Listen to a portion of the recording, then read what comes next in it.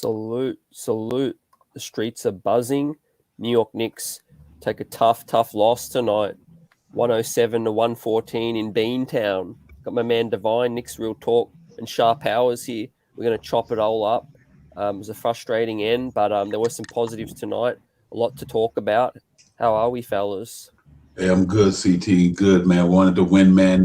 Good, hard-fought game. Way to scrap and claw.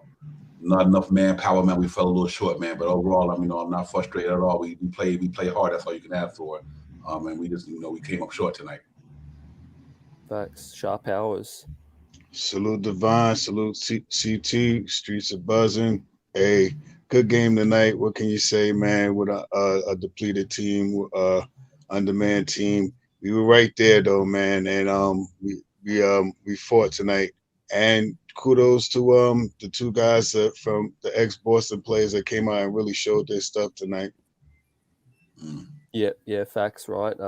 It was a tale of 3 quarters versus 1 quarter. Crazy third quarter, the best third quarter of the whole season, with the Knicks score 41 points.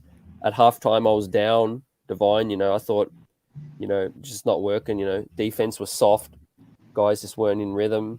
Then all of a sudden they came out in the third quarter and Evan Fournier and Kemba Walker catch fire, and then, we just let Boston come back in that fourth, Yeah, absolutely. And that's that first quarter, that first half was our defense was definitely not there. But man, did they pick it up in the second half? Now they're coming out of that third quarter.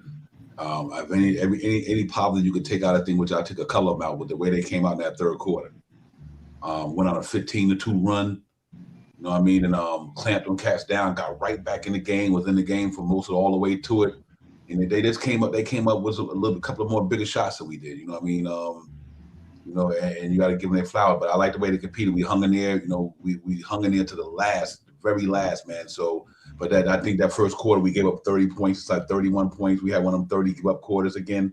So we got to get. And like I said, it's not too many negatives I'm gonna take out of it tonight because, man, like I said, we didn't have nobody with us, man. I mean, I don't make no excuse for nothing, but no bench. We just literally had no bench tonight. So, the outcome is what it is. But good effort though.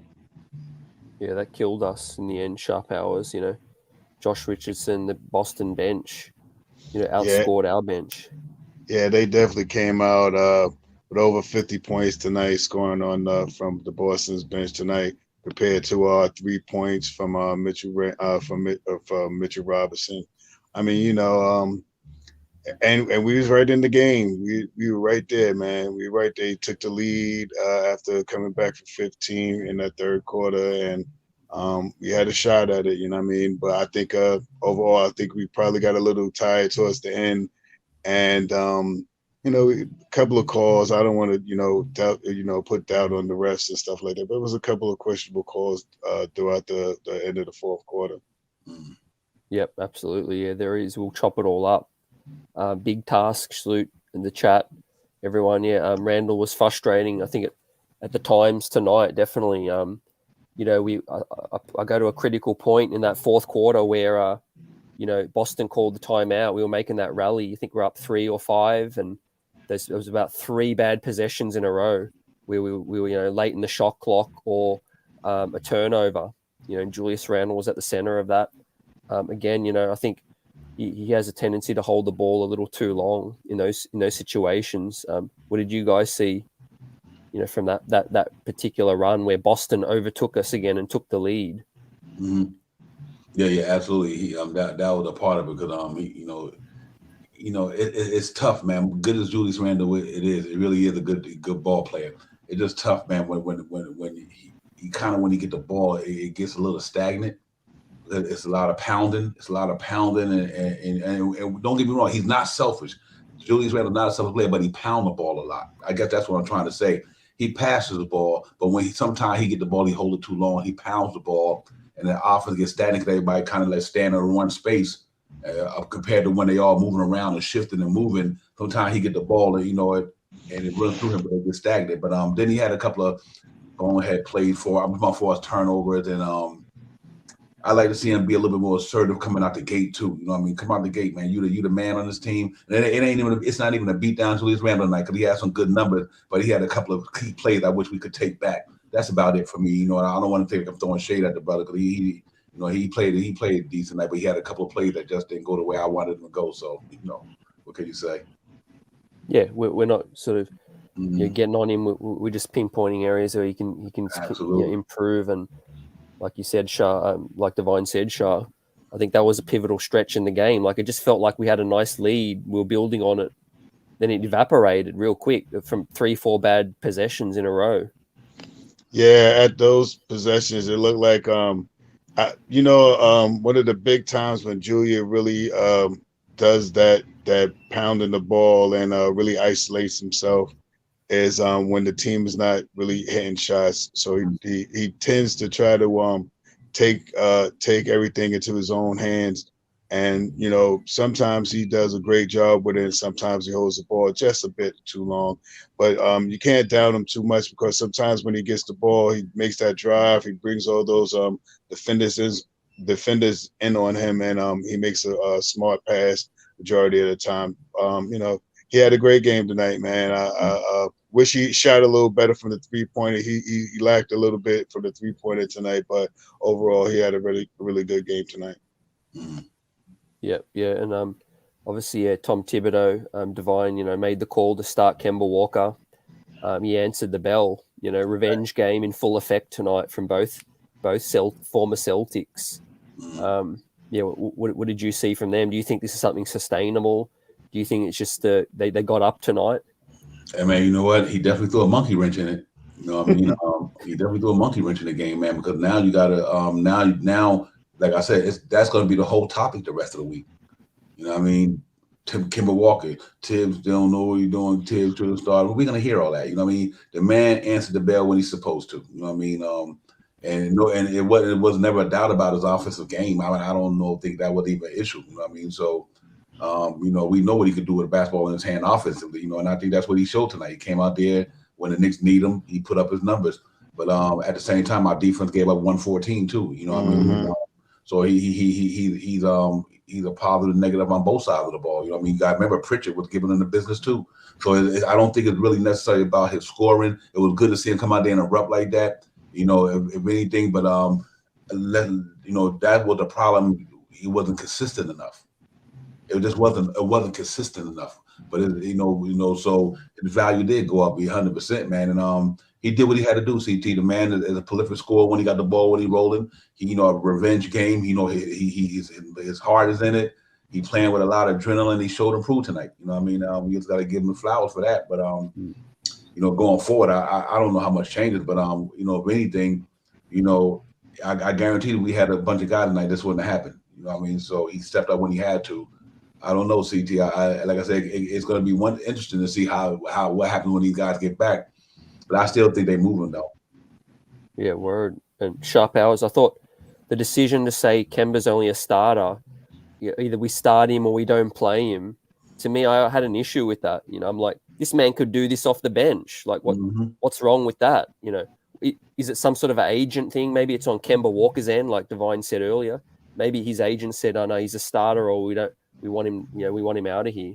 But I don't think he's going to start on any other team, even if he gets traded to LA or Philly or wherever. He's a bench player now. So why can't we just keep him and let him do this off the bench?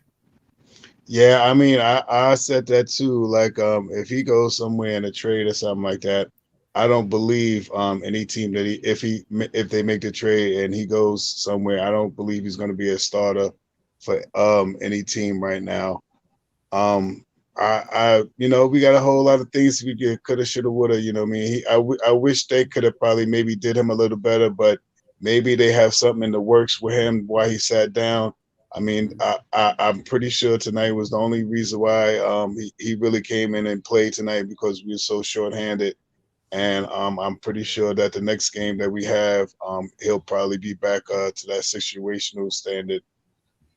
Yeah, facts. Yeah, good take. I still think, Divine. I don't know if this just changes too much in terms of the New York Knicks end. I think we'll still be looking for a home for him, but hey, at the end of the day, at least he showcased himself again, you know. Absolutely. That was a positive. It was a win-win to me. You know what I mean? It was a win-win. And you know what? And you're right. I think Kemba Walker knows he's not starting on another team. He know that. But I think Tibbs doing this out of respect. Because you know what? If let's say we would have benched Kemba Walker, and then our point guard is not playing good. You know what everybody gonna say? Why we benched Kemba Walker? See, it would have caused a controversy. So I can see it from that standpoint where we benched him, and things not going a certain way. Then it's gonna look bad on him. Like, you know what? Say the point guard like Alf Burks come in the game real quick, and he having a bad game. The first thing our fan base gonna say, well, why did we take Kemba out? So it's like it's a no lose situation. I mean, it's a no win situation, regardless of how he would have did it. Because I think that we might not get to see the Grinds and the McBrides of the world. You know what I mean? So I think out of respect, Tibbs, like, listen, if we put you on the bench, yeah, you will help the team, but how he gonna take that, and how they're gonna look on him being that guy, just coming in the bench getting spot up minutes. So it's a tough call either way it go. You know what I mean? But I do agree with you 100%. He definitely helped us on the bench. Kemba Walker coming in like that bench like a microwave. You know what I mean? So that's what's so frustrating about it, man. You wanted to play there, but at the same time, we claiming Thibodeau. Yeah, and not only that, we claiming for the young guys. We are starving for these young guys to play. Now that Kemba Walker's not playing, these young guys are getting their minutes, and they producing. So it's just a tough situation. You know what I mean? I think Thibodeau and them is in a no-win situation, no matter how you put it with Kemba Walker. So it's just tough right now, to be honest with you. But I think he just creases vague because he not getting no buzz around the league though, guys. Nobody's asking for Kemba. So tonight that might have changed tonight. Yeah, before tonight. Yeah, it might have changed tonight. Think about it. If Isaiah Thomas can get pulled up out of obscurity, then this man been putting up, first game in 9 games, puts up 30. I mean, there should be a lot of teams interested, at least for a second round pick or something. I think we'll get something for him. Yeah, you will. You will. Yeah, and I like what you said to our interview last time. He's just not a Tibbs guy. That's the reason. If he was under any other coach, Tibbs doesn't like small point guards that can't defend Shah. And I think Kemba Walker would probably be sticking around or off the bench. But, maybe we are speaking a bit too soon. Maybe Leon Rose puts down the kibosh. But I just still think Kemba Walker will be out of here. Yeah, I'm sure. I mean, I'm not 100% sure, but I'm pretty sure that they're working to move Kemba off the team. And this was a great game for him to showcase himself. You know what I mean?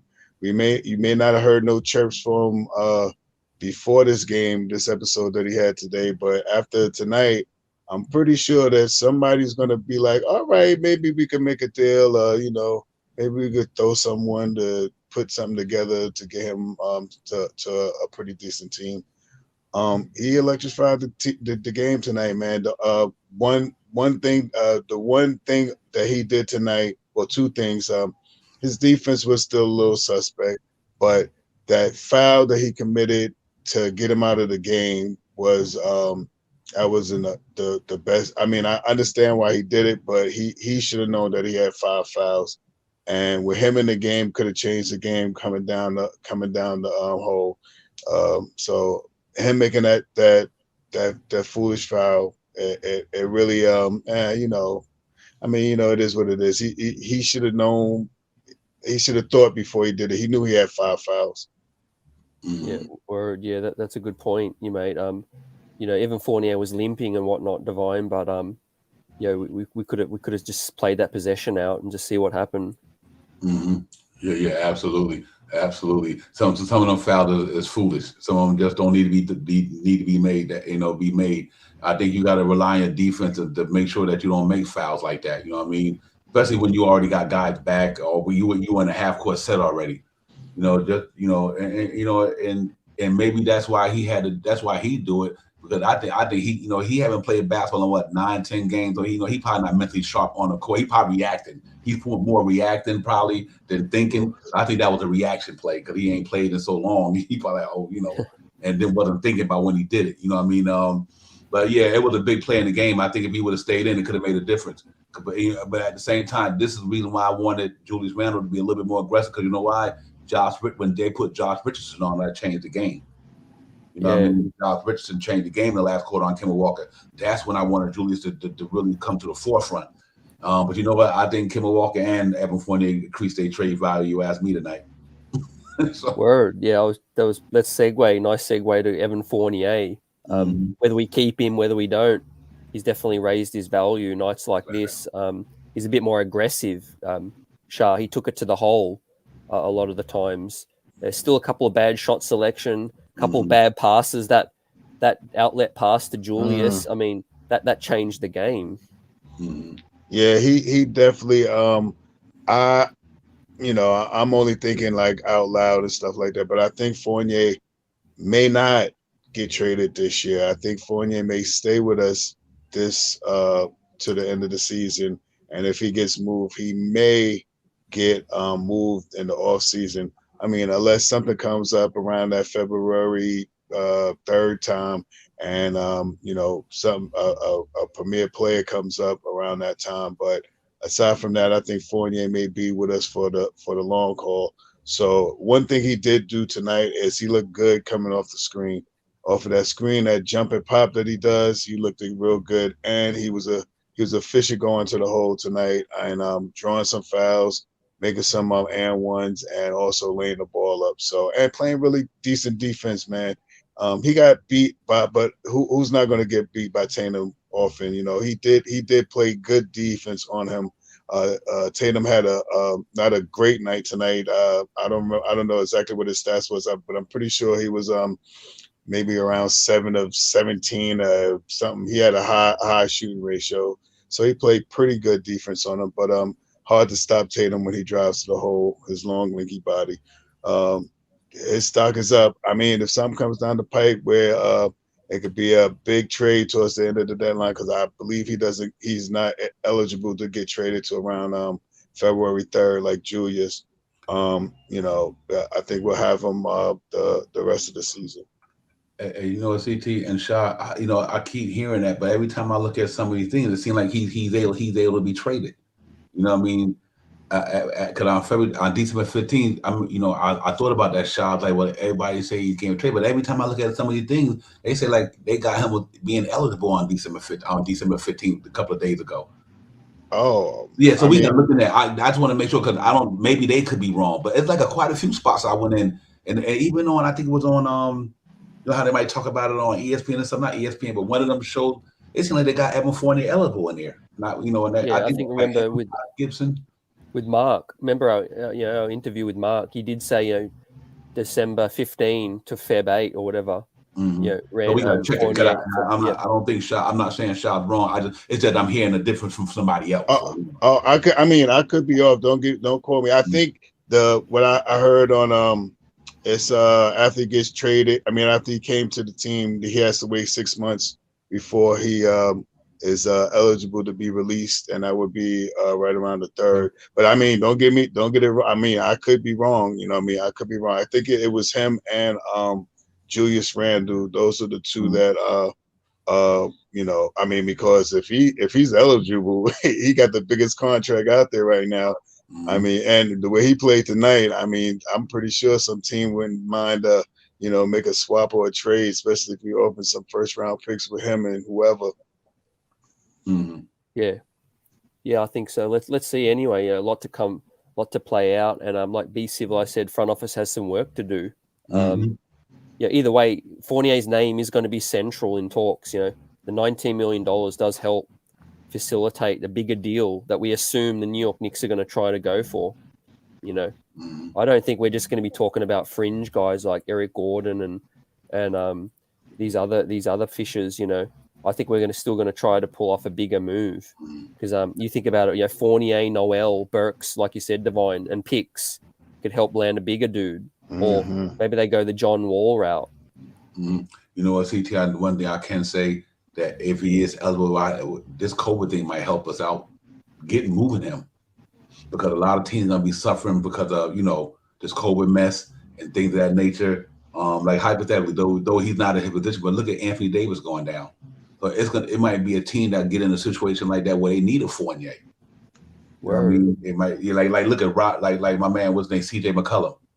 You know what I mean? And so things like that happen, and I think we got to keep an eye on things like that, because I do think with all this COVID stuff going on injuries, and after the game he had tonight, scouts is out there, team executives out there looking to see what they can add to their teams. I still think he got a good chance. Him and Kemba Walker definitely being moved though. Yeah, hey, these front office is going to be aggressive. Nothing. I haven't seen anything that makes me change my mind on that. Draft night, we got draft picks, like you said, Divine. Tom Thibodeau, 63 years old.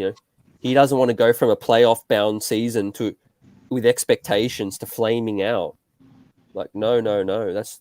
They are going to be aggressive, and they're going to dangle these picks too.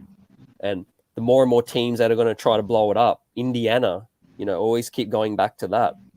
Sabonis, Turner, Brogdon, Levert, it's name city out there.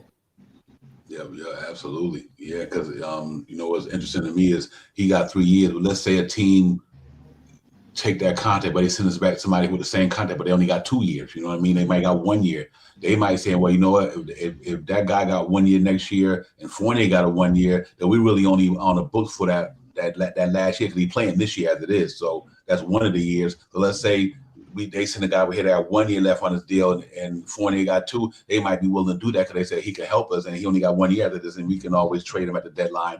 So I do think we got to keep an eye on things like that, man, because I do think you just don't know with this COVID thing. But I'll tell you something, not to go off that subject, CD, was something that showed me tonight how important a point guard is. It's not that Mitchell Robinson and Noel have bad games.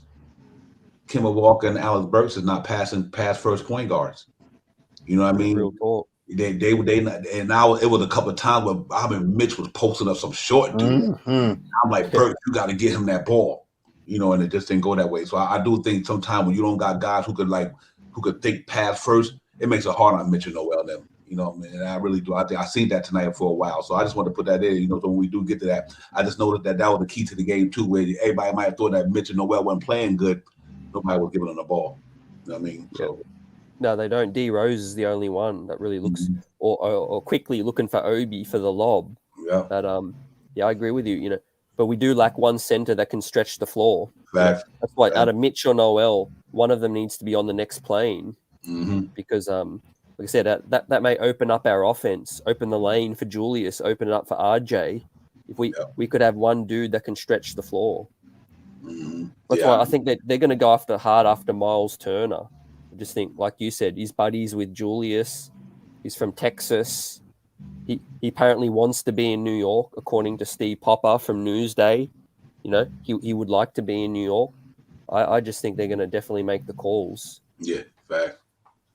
Yeah, I think you ship Noel up out of here personally. I just don't see you. If you can get $10 million off the books, or you could put $10 million in a trade and keep Mitch for $1 million, $1.8 million at the end of the year. If you don't want him, you let him go. But I do think, because if you trade Mitch, when you trade Mitch for somebody, you only add $1 million to their salary. Depending on the player you sending in. Let's say like Miles Turner make $18 million. You can't trade Miles Turner straight up for Mitchell Robinson because he only making $1.8 million. Miles Turner make $18 million. So I think Noel's contract makes it more better. That way you can add maybe a Burks or somebody who got like a 9 or 10 with him. And that can go. I mean, there you go. There's no way in the world for $1 million that you look at the box score what you're showing. I said Noel up out here, that man. At least Mitch can rebound better than he can. It's not about the point. We don't need Mitchell Robinson to score a lot of points, but we do need him to play defense and rebound, and to see it in the numbers compared to what my man did tonight in the amount of minutes. Yeah, real talk. And Sharp Hours. Yeah, where do you want to start tonight? We will give out some grades. We got to start at the top of the line. I mean, we go with Mr. Julius Randle.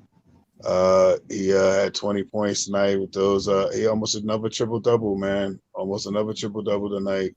He's almost a triple-double almost every not every game, but pretty much a predominant. He's a heavy rebounder and he gets good assists, man. 20 points for Julius Randle. He played well tonight, man. I'm gonna give Julius Randle a B+ tonight.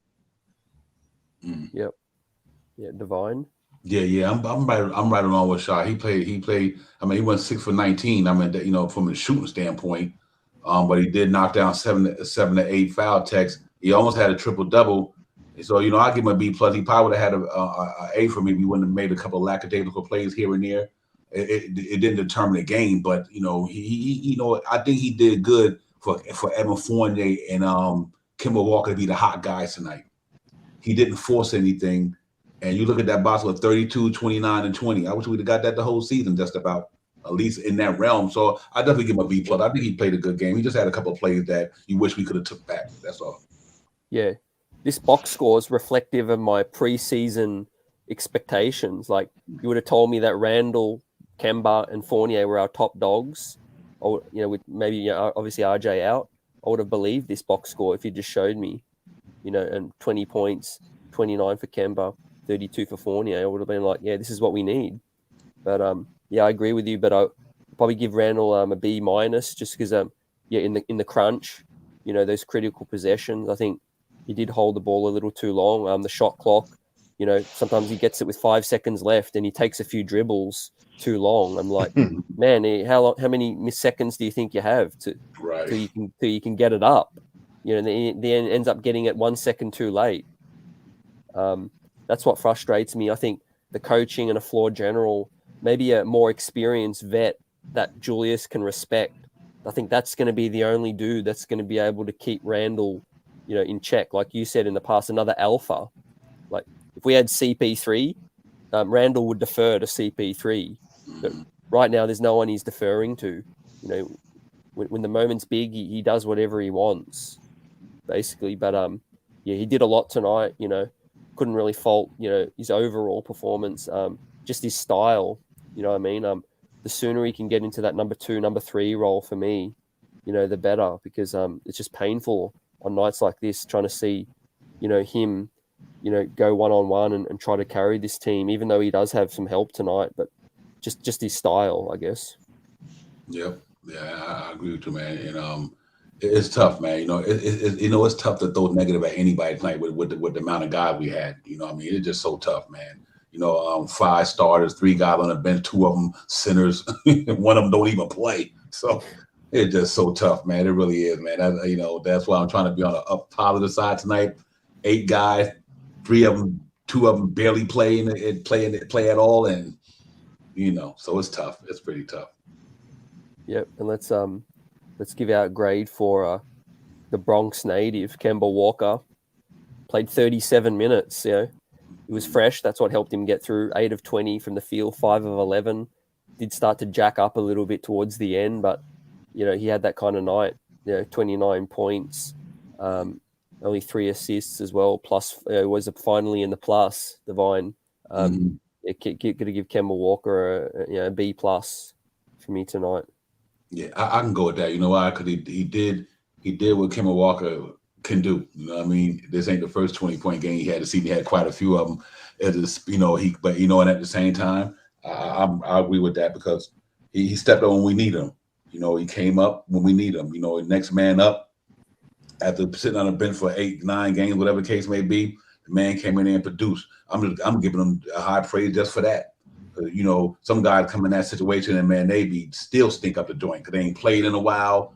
They ain't did this. He stayed ready. He keeping his shooting touch together while he not playing. Probably and practically putting up shots and doing the thing that he's supposed to do in his show tonight, man. I definitely agree with that grade. And not only on top of that, he had 6 rebounds. I mean, from he had more than they close just amount of rebounds as Noel and Mitch tonight. You know what I mean? Which is tough. So I definitely give him a B plus. I mean, he earned that one for sure.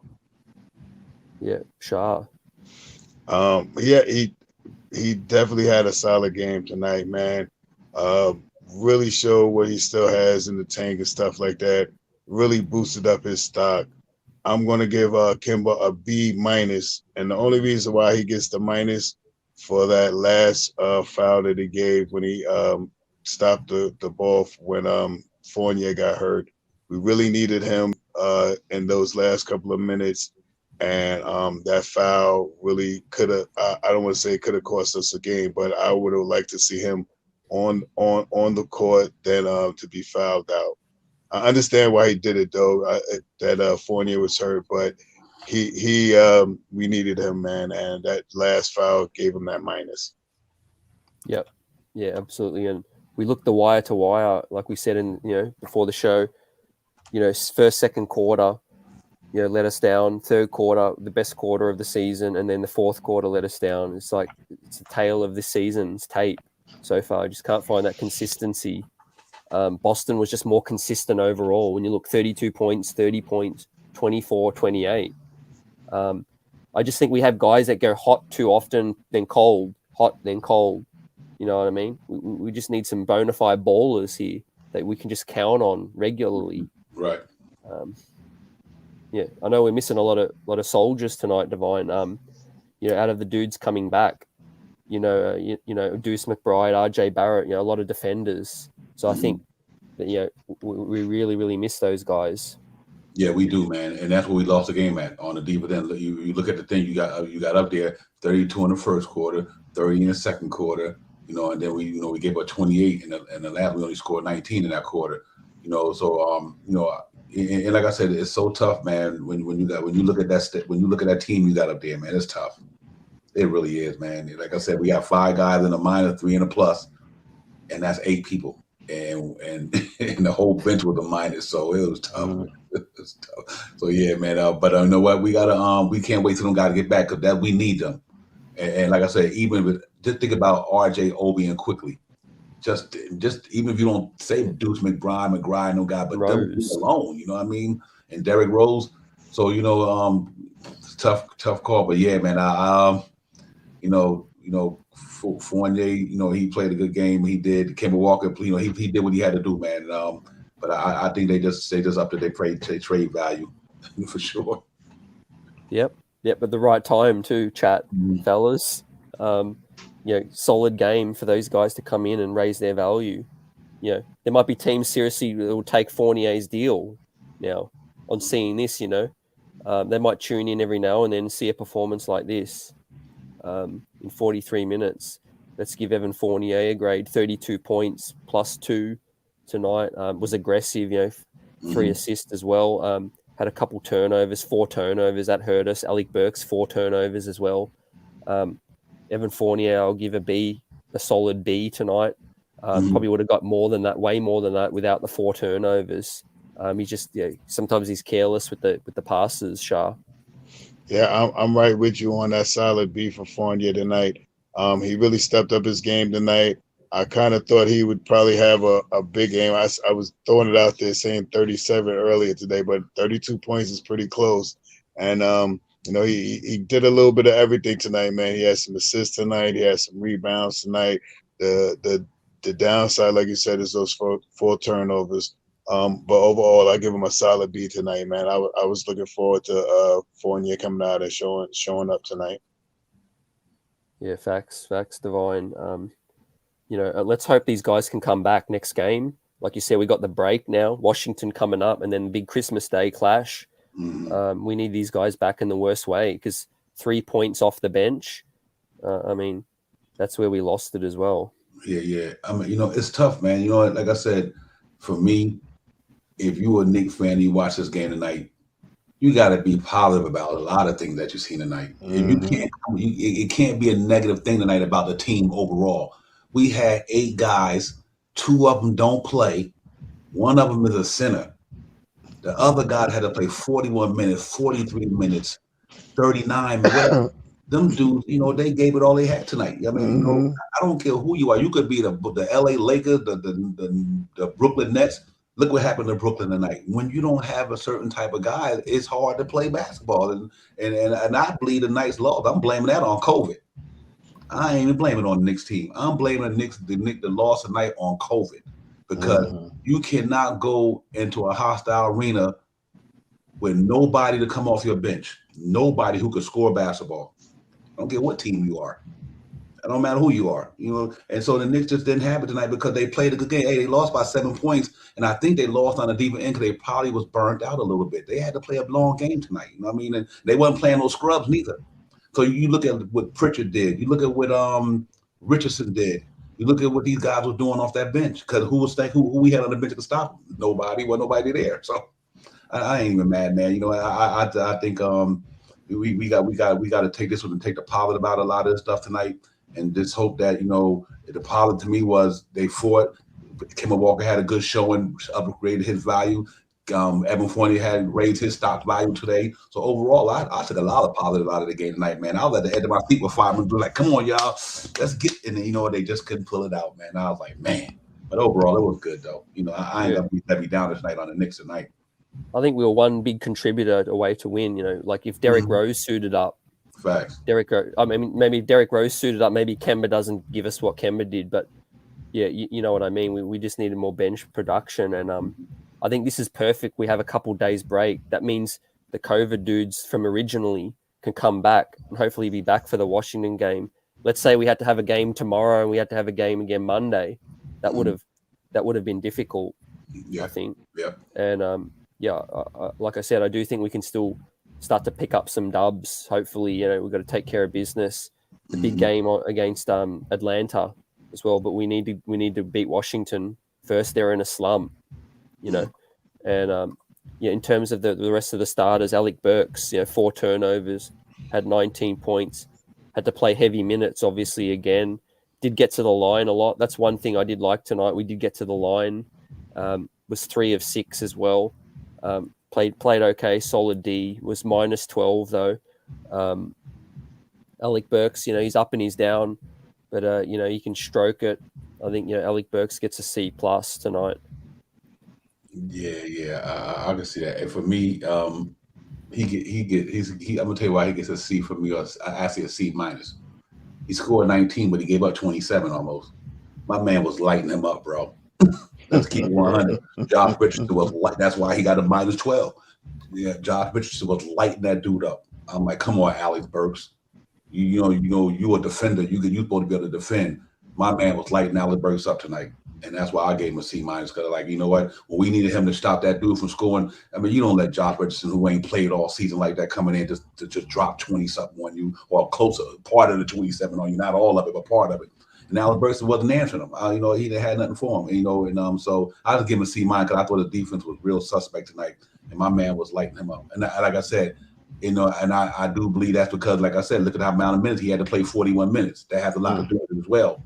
But everybody else had to play 41 minutes or 43 minutes too. So, but your man was lighting you up tonight, bro. So that's why I just got to give him that C- today, because he just got lit up on the defense to me. Yep. Yeah, that hurt. Definitely. Sharp hours. Alec Burks. Yeah, I definitely I like keeping Alec Burks in that B range, but tonight I'm going to give him a B minus just to keep him in the B, just to keep him in the B frame. He had a decent game. He had some big shots tonight. Some bonehead turnovers though, like that inbounds play. That was a bad play. And yeah, he got lit up tonight by Richardson. Richardson was running amok on him, so I give him a B minus. Yeah. No, he's just inconsistent. You always wonder why players get the contracts they do. $10 million, Alec Burks. On nights, certain nights, guys, it looks like a bargain. Certain nights, it's like, okay, yeah, that's what he's worth. Alec Burks, he had that great game against Atlanta. We were like, man, this is our starting future point guard. And then how quickly it changes each night. That's why he's a journeyman. You move around, Divine. You can't find a stable home because you're decent, but then you can't do it regularly, I think. Yeah, real talk. And like I said, I think Alex Burks is a key contributor to this team. But even tonight, Alex Burks had to miss Mitchell Robinson and Noel about 3 or 4 times down there. Yeah, he did. And that's when I'm giving him a C+ because he missed Mitchell Robinson about 3 or 4 times. Like Alex Burks, don't get in the lane. You had some oops to Mitch all night over Enes Kanter, Enes Freedom.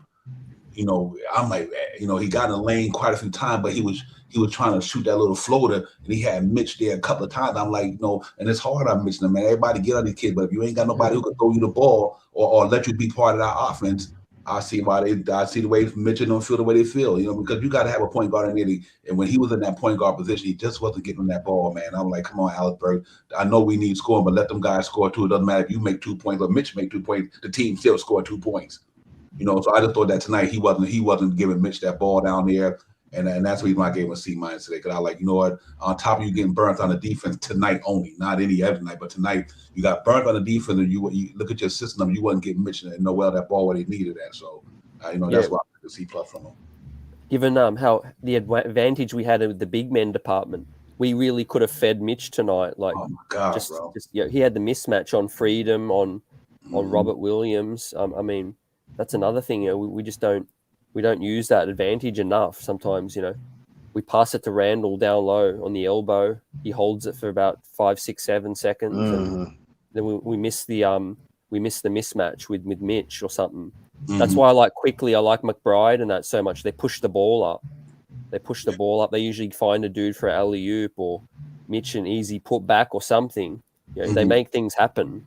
The half court we struggle. Mitch, we know Noel don't shoot.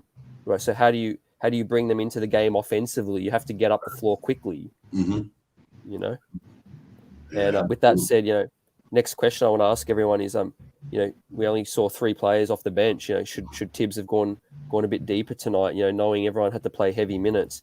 You brought Tyler Hall up. Should he play it a little bit more? Do you guys think? I first thought Jericho Sims was available, but he must not have traveled. I don't think they called him up. So, yeah. Yeah, I think I don't see why he with 3 guys like that, none of them played a guard or the forward spot. Yeah, he should have played that dude tonight. But I guess he threw Wayne Selden in there instead of him. But I still think, you know what, you look at the minutes that Evan Fournier played tonight. You look at the minutes Kemba played tonight.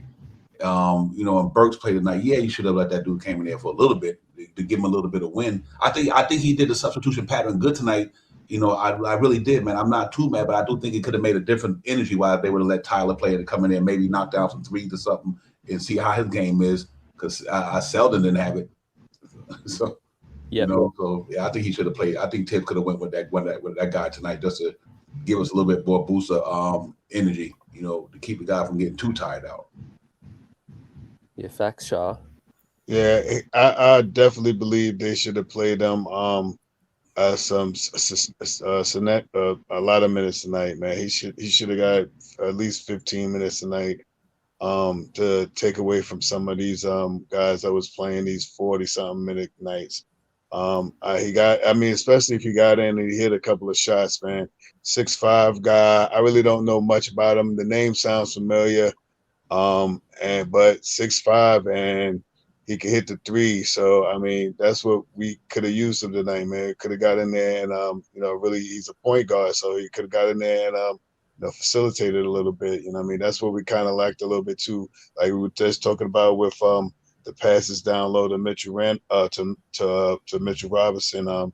He had a couple of times where he was down there and they couldn't get him the ball, or they just didn't get him the ball. And he made a couple. The one play that he did when he got the ball, he got the and one. I think he could have got a couple of those down low games tonight, and you could maybe we would have been talking about Mitchell down low game today if we had someone to pass him the ball. Yeah, real talk. And I want to bring up the standings now and ask everyone a question. You can see now we're 13 and 17. We're just one loss away, from Indiana in the 13th spot.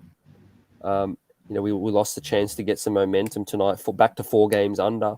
Now, given the fact that it's a mountain to climb, do you guys think we'll see a move in the next 10 days? Because I think I'm strong belief that there'll be a move made in the next 10 days. Personally. I think so, man. I think we had a 30-game season, 30 games. This is going fast now. Just like when you think it's early in the season, we almost halfway through the season in 10 more games.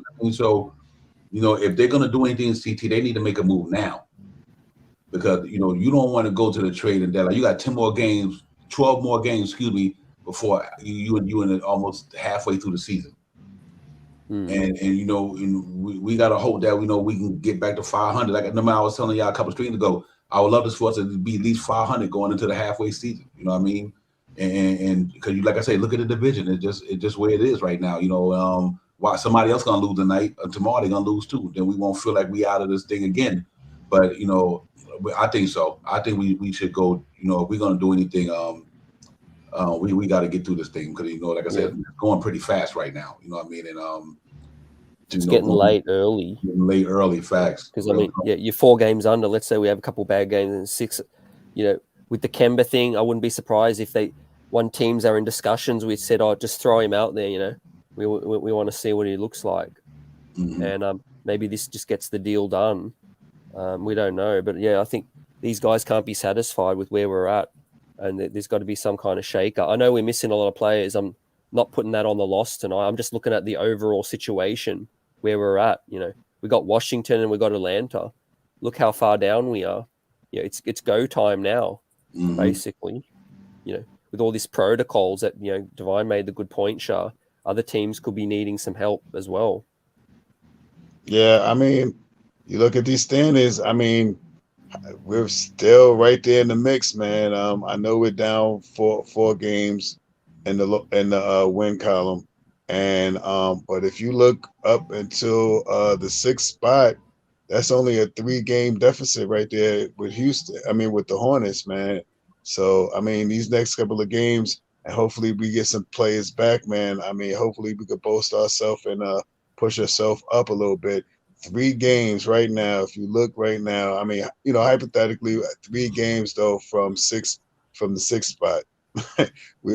This East is, and a lot of teams are playing each other. I think I forgot what I seen. It's a couple of teams playing. The Raptors, I think, are playing now or playing tomorrow. They're playing a big game, and the Hornets. I think the Hornets just won last night though. But I mean, we only 3 games right out of 6th place, man. We just got to get something together, make some picks, some trades, do something. If we're gonna strike, man, we better strike quick, man. I mean, hopefully, if everything goes like I said, about 10 days from the 15th, I figured maybe right around Christmas or right after Christmas, we should be seeing some type of Christmas present on this Knicks team. Mm-hmm. Yep, real talk. There's already interest reported in Eric Gordon. Houston's cleaning house, literally with Daniel House. John Wall might be bought out. Teams trying to go in a certain direction. Divine. That's usually what happens when you get to about 3rd way of the season. Teams decide which direction they're going, and then they make subsequent moves. Terrence Ross is another one. I look to Orlando to start shedding some vets as well. Yeah, we don't need a lot. We just need a few. But you're 100% right. People who know they're not going to, especially the teams who know they're not going to make the buy-in, or teams know they're not going to be able to compete with the creme de la creme in the league. So people are like, you know what? Let's move these contracts so we can go into the off season. Either we can be able to do something, or the guy that we bring to be part of this going forward, and we just had to ride it out with him this year. Though we know we're not going away, but we believe next year he can play a major part in our franchise. You know what I mean? And that's what guys like Fournier come. If we don't go to a contender, but he going to a team, like put it like this here. Look at the Cleveland Cavaliers. Can you imagine the Cleveland Cavaliers with a Fournier? You know what I mean? Just hypothetically the way they're playing right now. They might feel like, you know what? We playing good basketball right now. We can use a guy like that to stay in contention, hypothetically. You know what I mean? Because he got that deep 3-point shooting. They got them big trees down there. They got good point guard and Darius Garland them. And either Okoro them don't shoot like Evan Fournier. You know what I mean? So, you just never know what somebody might be thinking when it comes to this stuff. But it's definitely going to be a good time for the Knicks to do some wheeling and dealing. And, and like I said, at tonight's game, man, I'm not disappointed at all. I think with the people that we had tonight, we played a good game tonight. And I took a lot of good things out of that game tonight. You know what I mean? And I think we got to live with the L. But I do think that, you know what? We let's give it another 5 or 10 games, see where we at. But I do think that because of the way the East is going right now, we're not going to be out of it for a minute. I just think everybody with this COVID thing, people are going to be losing. Like we lost a lot of ground tonight because the Cavaliers beating the Bucks right now, spanking them in Milwaukee. The Warriors lost to the Raptors today. The Magic beat the Nets today. You know what I mean? And the Jazz right now, 2 points, 1 point behind the Wizards. I think the Wizards lose tonight in Utah. So it's still, it's still an opportunity. But I want to judge this team when we get our horses back, man. I really do. Because I thought tonight I like what I seen tonight. A lot of good things I've seen, and a lot of things I didn't like. But I think I seen more positive tonight with a depleted team tonight than I seen than a negative side. I think the Knicks played some good basketball tonight. We just didn't have enough to get over the hump, if you ask me. Yeah, facts, Devon. Sure. Yeah, what I'm seeing is some of the vets that we have are sort of redundant now with some of the young dudes coming through. So, with Grimes, McBride showing us what Fournier and Kemba can do, I'm okay with wherever this season goes. But if prioritize those guys now, it's clear those vets we brought in aren't helping us get a championship or helping us win. So, offload them, get picks, whatever. Let whatever wins we end up with Deuce playing, with Grimes playing. I'm all good with that, later in the season, Yeah, we definitely got some things out there that we can look forward to looking at, man. We got a couple of good contracts on the books right now that are real movable contracts. I mean, we got Burks out there for like about $10 million. We got Kemba out there for about $8 million. We got Fournier out there for about $19 million. And somebody else I'm missing. Somebody else out there with a decent did I say Kemba? Well, with Noel. There we go. Noel.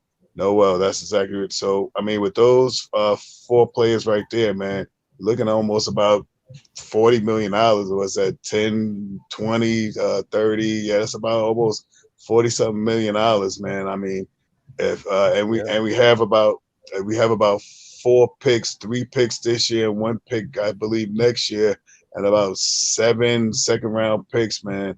I hope they're all looking at something like that, putting a couple of packages together, because there's a couple of guys out there that we need. Put them out there. You know what I mean? Put them out there and make some trades, man. We after Christmas, we'll look like a different team. Yeah, facts. I agree. Let's shed some of these deals, Divine, chat, and because the younger dudes are helping us win more anyway, I believe. Facts. That's why I say these dudes are redundant. Right. Anyway, it's certainly one of Mitch and Noel are redundant. They do the exact same thing, and in both of them inconsistent at this point. Mitch is up and down, and he's a free agent as well. So what are we going to do? Build our future around him, knowing that we're going to have to end up paying him. So I think Mitchell Robinson's still a candidate to be traded as well. Purely for the fact that they, not that they may not believe in him, but I don't think they're going to want to commit much money to that. Yeah, I don't think they got to commit. I think you at the end of the year, if you don't sign him. But like I said, he only making $1.8 million. I mean, though you getting a cat the other game, Mitch threw up 17 and 9 for $1.8 million. Terrorizing the Houston Rockets. Terrorizing them cats. Know why? Because McBride and them was getting him the ball. You understand what I'm saying? Knicks need a point guard, dude, to give these boys some opportunity. What's good is having a guy like Mitch and them, and their game is predicated on alley-oops, putbacks. If you don't got nobody who can throw it up to them, you wasting their talent. Because look when they have. You might not like the Frank, you might not like Knox, them, you might not like Alpha Payton, but man, they know how to get Mitchell Robinson that ball up around that rim, and Noel too. You know what I mean? I think Mitchell Robinson. Like even tonight, I'm like Mitchell Robinson could have easily had a double-double tonight if we'd have had some legitimate first point guards. Kemba Walker was scoring all night. He wasn't passing the ball to Mitch. Alec Burks was scoring tonight. He ain't passing the ball to Mitch. I think we undervalue Mitch just due to the fact because we don't have a legitimate point. Look what happened in the game when Deuce was playing with him. Night and day, bro. Yeah. Night and day, literally. And I think that's where it's at for me. I think Mitch is $1.8 million. You move Noel, right? You move Noel because I don't think Noel could do what Mitch do on a rebounding aspect. And we weak rebounding. We weak because Julius Randle only rebound on the defense end when he want to play. RJ's pretty good rebounding. After that, we don't have no rebound. I think Mitch is a way better rebounder than Noel, and I don't think he's fragile upwise than Noel. Noel is a rib shot away from sitting out the rest of the He really is. I mean, I'm being honest with you. He is a rib shot away from finishing the season. I think you keep Mitch and get rid of that dude. I think Noel got that $10 million so they could move him. Because I think you're gonna have. I don't know if you're gonna get you could move Mitch easy, but I would keep him like you did Frank and Knox. If you're gonna keep Frank and Knox 4 years, why not just keep Mitch 4 years? You know, It's just that I don't think they want to lose me. I don't want to lose Mitch for nothing. I believe he's worth something. He has value, but I agree. he was part of the Carmelo deal, and we let him go for nothing. It'll hurt. We're probably going to lose Knox for nothing. We lost Frank for nothing. They may just need to consolidate. I can see him going in a trade. Don't get me wrong. I don't think he's untouchable. But if you ask me, I'm just basing mine off of them two guys. Yeah. Whether I keep Mitch or Noel, from a business standpoint, I'm keeping Mitch. And I think anybody on that team is tradable. I'm not saying don't get rid of Mitch. I think you should get rid of Noel before Mitch. That's what I'm trying to say. Basically. Yeah. I'm with you too, Devon. Sorry, CT. I'm with you too, Devon, because you move Noel, you get $10 million out the book. You move Mitch, you gotta add like 4 more players when them to equal up with that $1.8 million this year. You keep Mitch and try to get another center to come in here. The big name out there is Turner, and you try to use that money that Noel is getting and that $10 million and match him up with 2 or 3 players and maybe 1 or 2 picks, a first round and a second round, and maybe we could get a turnover here. And Devon, please don't say no more funny jokes like that. One rib shot away, man, you almost killed me over here, man. And one other thing, CT, real quick. And I don't think you have to necessarily have to lose Mitch for anything, because you can do a sign and trade next year. You know what I mean? Somebody might say, the Knicks say, listen, we'll do a sign and trade and move you to somebody else. So I don't think you necessarily got to lose him for nothing. I just say if you did, I wouldn't care. It's only $1.8 million, but the Knicks could sign him and trade him. Somebody might be willing to take him, even if it's only $5, $10 million, $8 million, $6 million. I think his value he's too valuable for $1.8 million in the NBA nowadays, in the NBA landscape. You ain't gonna find nobody doing what Mitch do for $1 million. Mm-hmm. Absolutely. Mm-hmm. But yeah, my thing is just looking towards the future. That's all, and what money we want to commit.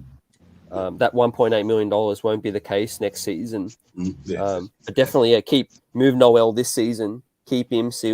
See what it looks like. Unless a team really gives you something to really entertain. Yep. I think. He gives you something unique. I love his blocks and his wingspan tonight. He was giving Boston some trouble. Yep. Hey, let's say you say, Mitch, I'll give you $5 million a year, take it or leave it next year.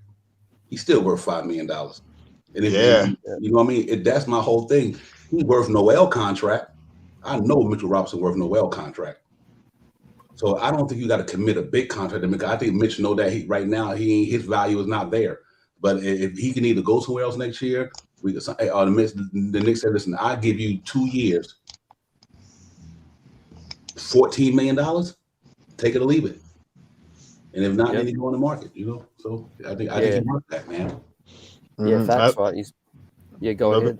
No. I wasn't gonna say. I was gonna say I think he'll take that 14 for 2 years. I think he'll take that. You take it. To stay in New York. I think just because it's staying in New York, I think Mitch will be like, okay, I'll stay here. I'll give y'all another chance. Y'all help me back, work me back in. Y'all gave me a shot because I broke my foot and all this other stuff, and y'all stayed diligent with me. You gave me all these trainers to get me back in shape, and you still working with me. I think Mitch will take that 2 years, $14 million. I got a feeling we're gonna change our mind by the trading deadline of Malcolm McBride or somebody, a pass first point guard playing in there. Watch, we're gonna change our whole story. Mm-hmm. If we get a pass first point guard or point guard who look for people, watch how we change. Look what Mitch do when he got them pass first guys in there, man. Facts. Five of them dudes, Joe. And I think that's a lot to do with Alex Burks. He got Alex Burks in there, Julius Randle in there, Evan Fournier in there, and them cats don't pass a basketball. They just don't pass. So I think that's what I think teams gonna look at that. Hey, man, Mitch could wreak havoc in the ball game, man. I mean, he could change the game. I just think that this has been the Knicks' problem for the last 10, 15 years. No point guard. And I think it's really affecting him in Noel's game. But if you had to move him to get somebody like a Turner and all that, do what you got to do. I ain't got no problem with moving Mitch if it's for the right deal, like you said, CT. But I would move Noel before I move Mitch, though. That's my opinion. I just think that it makes sense to me all around because Noel is going to break down. He is not going to play that whole season in New York. He won't be able to do it. Yeah. I'm not big on Noel, but let's move on to the next segment now. We got playback. So yeah, throughout the game, there's obviously a lot of pivotal plays, a lot of head scratches, a lot of good plays as well. I'll start with sharp hours. Is there anything that sticks out to you in terms of wanting to have the play back, wishing we could do it again? Yeah, I wish we can have that non-call foul on Freedom on Mitchell Robinson when he pushed him in the back when Mitch got the foul and then Mitch picked up the tech. I wish we could have that play back because that was a pivotal point in the game, and it changed the spectrum of the game when and it was clear, man. The guy was driving, he pushed him right in the back, pushed him right into the guy. And Mitch fouled a guy, and then right after he fouled him, Mitch got a tech, and I hated to see that he got a tech, but he deserved to give that referee everything that he said to him because that was a clear foul from Freedom with the push in the back on Mitch. Yep, yeah, good one. Yeah, that was definitely frustrating. To me, the Marcus Smart, the undercut too. That was pretty clear, right? You land in someone's under their feet, right? How do they miss that? There's 3 refs. The New York Knicks land in someone's space. I guarantee they blow the whistle before he even lands. Yeah, absolutely. Yeah, that was a pivotal play. But that was 2 plays for me. One was, I don't know whether Fournier or somebody tried to pass the ball, somebody by the baseline, and I don't know who was the turnover. That turnover right there. And when the one when Randle, I think Randle was coming down at the end of the game, he made that spin by the baseline. I don't know whether lost the ball or something, or whether I think there were 2 pivotal plays that I wish we could have had back. Yep. Yeah, no, definitely. That another one was the Julius. Obviously that final layup that was I didn't see, but apparently Williams hit the net. He grabbed the net. He grabbed the net. No call. You seen Tibbs yelling at Scott. I thought Tibbs might have got a tech. I mean, a tech on that one because he drove the ball. He made the spin move. He went to throw the ball up. The guy jumped. His hand went up inside the rim and hit the net. And it, you seen his hand come down and the ball. I mean, maybe because the ball didn't hit the rim or it didn't hit the backboard. Maybe because the ball went over the rim, but he surely hit that net, man, and it was clear. It wasn't like, oh, maybe. Nah, he hit that net, man. He clearly hit that net, and it was on the drive on the move. Maybe they didn't call it because the ball didn't hit the rim or it didn't hit the backboard or something like that. It did go completely over the rim. I mean, I don't think it hit the rim at all, so maybe that's why. But that was a pivotal call too. That was a bad non-call, man. I mean, if that was, I hate to say it like this because I'm a homer for the Knicks, man. But if that was Julius Randle hitting that net when the ball going up, best to believe they would have counted the basket and probably called the foul too. That'll show up on the LTM report as well, Divine. I think that'll definitely show up on. Absolutely, it sure will. Yeah, that was a crucial play right there, man. So. But like I said, they ain't perfect neither, so it is what it is. But yeah, mine was definitely that one on the baseline. That was almost like that play last year in the playoffs when I think RJ somebody could have stole the ball from. I don't know what Bogdanovich knocked the ball away from RJ in the corner that last year in the playoffs. I think it was a momentum swing, man, and that's what that play made me think of when we missed that play tonight on that right corner when the ball went out of bounds off of. I'm trying to think whether Fournier passed the ball to somebody or was somebody tried to pass to Fournier and it went out of bounds. Yeah, it was passing to Fournier. Yeah, right there. I just thought that was pivotal. You know what I mean? I really did. I was like, whoa. Yeah, there was a lot of pivotal plays again. If we didn't start so slow too again, we got down like 14, 15 points, right? Yeah. And then we came furiously back in the third quarter. It's like if we just play level for 4 quarters, we have a chance. But it seems like we got to dig ourselves out of a hole all the time, fellas, Yeah, facts. If you do the average for Boston, if you average out the scoring for Boston, they scored on average 29 points, 29 points for each quarter, 32, something like 20. I think it's like 29 points per quarter. I mean, that we need to be more consistent like that. You know what I mean? It was beautiful to see them come out.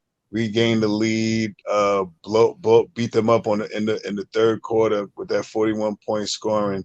But our first quarter and our first quarter and our fourth quarter, we really suffered, man. And I always say the first and the third quarters, the quarters that we need to win. We definitely lost the first quarter, but we surely picked it up in that third quarter. But evidently, the fourth quarter really killed us. Yeah. And for me, and I think what killed us was coming out the gate. Jaylen Brown and Jason Tatum set the tone with them threes. Oh, yeah. They set the tone with them threes coming out in the first half. The first quarter. Bang, bang, bang. I'm like, whoa, y'all need to slow this down. And Shaw Powell, like Shaw Powell said, average 29 a corner. And that's why I said, it wasn't even about the offense tonight for the Knicks. You know what I mean? And that's why we try to make the case about, we we gave up 114 points. And I think that our defense, Josh Richardson beat us tonight. I don't even think Jason Tatum had an impact tonight. Not the way you would think they would. I think Josh Richardson beat us tonight. Him and Pritchard. You know what I mean? Pritchard. He reminds me of that TJ McConnell, the way he picks you up. Mm-hmm. Yep. Because you think about it, the only point guard was playing him was him, and he was kind of giving Kemba Walker the benefit because Kemba Walker's not a defense ball player. But Mike Pritchard was going off because we didn't have a guy in the second unit who the defender at the point guard spot who can slow him down because Kemba Walker was playing so many minutes tonight. And I just thought tonight was just about not enough players. And even though they didn't have a lot of players, but they had players in key position that we didn't have. I think Pritchard and Richardson was better than with the depth that they they was better than Sheldon and Todd Gibson tonight and Mitch. They bench just was better than now, even though they had the same amount of guys basically, but they bench was better now because they were scoring the ball all over the place because we had nobody who could defend the three tonight. So they're guys that play for them anyway. Regular, they would have been like us having Quickly, Rose, and Obi on the bench. Yeah. It definitely would have been a good segue to let that guy Hall off the bench to try to play some D. I think we really needed to play him a little bit tonight, man. And I understand why Tibbs probably let Sheldon in there because he's been there with us and he practices with us. He knows the guy's tendencies and stuff like that. But I don't know. I think I still would have let Hall in there. After I seen how bad Sheldon played for that first couple of minutes that he got in, I don't think Sheldon would have gotten more minutes, but I would at least tried Hall. Yeah, it wouldn't have hurt. Could have got in there. He could have lit. He could have lit lit Boston up tonight. You never know. Yeah, real talk. I got to lay it out there to give as well. I think, like I said before, fellas, I think the next 10 days we'll see a move. We'll see a transaction. I think Kemba Walker's name will be in it as well. And that's my safe bet. Bold prediction. I think we win the next two. Yeah, I agree with you. I think if I do my lay it out there, I'm going to say within the next, the next 6 games, the Knicks will make a move. I think within the next 6 games, that'll tell us whether we're gonna be 3-3, we're gonna go 2-4, or we're gonna go 4-3. I think these next 6 games could tell me what I think the Knicks gonna do in the next 6 games. I think my bold prediction, I would say we get Obi Toppin back and RJ Barrett. And I think out of the next 6 games, we can go 4-2. Yep. Ooh, that would be nice. Mm-hmm. Yep. Yeah, I can see that. Bold prediction for me. I think we get Turner by Christmas. Whoa. That's a good one, bro. That's 7 days. I think in the next couple of days, I think right after tonight, man, I think they're on the phones by Monday, Tuesday. I think we hit some early in the week right before Christmas or right after Christmas. I think we get a Turner. Bold prediction. A comfortable position. I think I really think over the next 6 games, I think we can win. Especially getting RJ back, especially getting Obi back, and with a lot of depleted teams out there. The next couple of games, you have teams that are about 500 right now, right around where we are, or a little bit above us. I think we could go 5-1. Hey, CT, let me do one I forgot to put on and throw it out there. Now I won't say that. I'm gonna do a bold prediction. Within the next 7 games, Wayne Selden will not be on the Knicks. That's safe. That's a safe bet. Especially playing tonight. He doesn't cheer as well as Theo Pinson. He doesn't play as well as Theo Pinson. He's out of here. Yeah, he's a rat, bro. Like tonight he had his chance, man. It was his chance of a lifetime. Yeah, he's out. I like the way Mike was bigging him up. 27 years old, doing this with Memphis. I'm like, hey, I would tell you what tripped me out when he went baseline. You let Pritchard, 4'11", block you. Yeah, right. Like, what was that, man? Pinch you to the board. What is that, man? Come on, man. Oh, that was funny. Oh man. No, I agree with that, man. Moves are going to be made. Yeah, we got to take it up. We got to get this thing back on track. I think we will. Yeah, we will. Having said that, let's touch on some league stuff. There's a lot going around. Like Brooklyn, they had like 11 players out tonight. I think the only fact that they could play was because they had a 20-man roster already. Mm-hmm. I mean, this thing, we touched on it in the pre-game. If you haven't checked that out, Knicks Real Talk pre-game was a great show. We touched on some of the protocols and league stuff, but this thing's getting out of hand, man.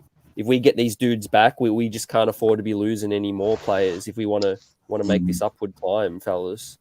Yeah, absolutely. That's why I said when we have to, like I was saying, Damian Dotson, somebody. I think we'll see how the next Tuesday we good. Like you said, we offer a couple of games the Tuesday. But man, you look around the league, man. It's just crazy right now, man. Everybody going through this thing, man. And a team going to take advantage of it. Who can get like tonight? I really thought we'd have won that game tonight, man. We probably would have went on the street. That was a good game tonight. I just wish we could have won that game tonight, and it would have put us in a good position. On that we got 2 days off. So. But if you look around, you look around the league. Like I said, Brooklyn got Kyrie out. He's been out, but he's in protocol now. Kevin Durant and James Harden. You know what I mean? Yep. And that's $100 million for contracts. We got 6 guys out, probably equal by like $20 million. So this is like, it's bad out there, man. You like DeRozan them. He finally getting back. They was decimated. The Charlotte Hornets were decimated with COVID. Everybody they're going through it, man. But I think it's all gonna come back around, and hopefully they put something in place.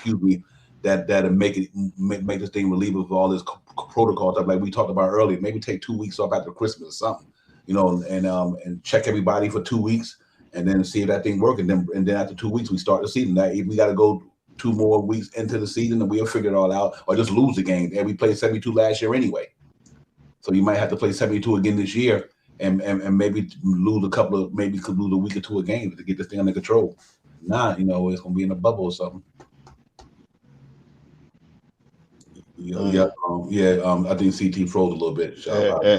NBA do not want a bubble right now, man. They do not want a bubble. The best bet for them is either after Christmas or right before the New Year to shut it down for a week or 2, like you were saying. Well, like we were saying earlier, shut it down for like 2 weeks or something like that. Let everybody get a chance to get back healthy and try to extend the games in April an extra 2 weeks. Because if the way things are going right now, man, we got like 60 players out in the 60 players out in the NBA right now. You look at what happened to Brooklyn tonight. What happened to the Hornets? I think they had like 10 players out. I mean, not the Hornets. Miami. Not Miami. Chicago. What was it? Chicago, Miami. They had like 10 players out. This thing is getting crucial, man. Right now we got 6 players out with the protocol. You know what I mean?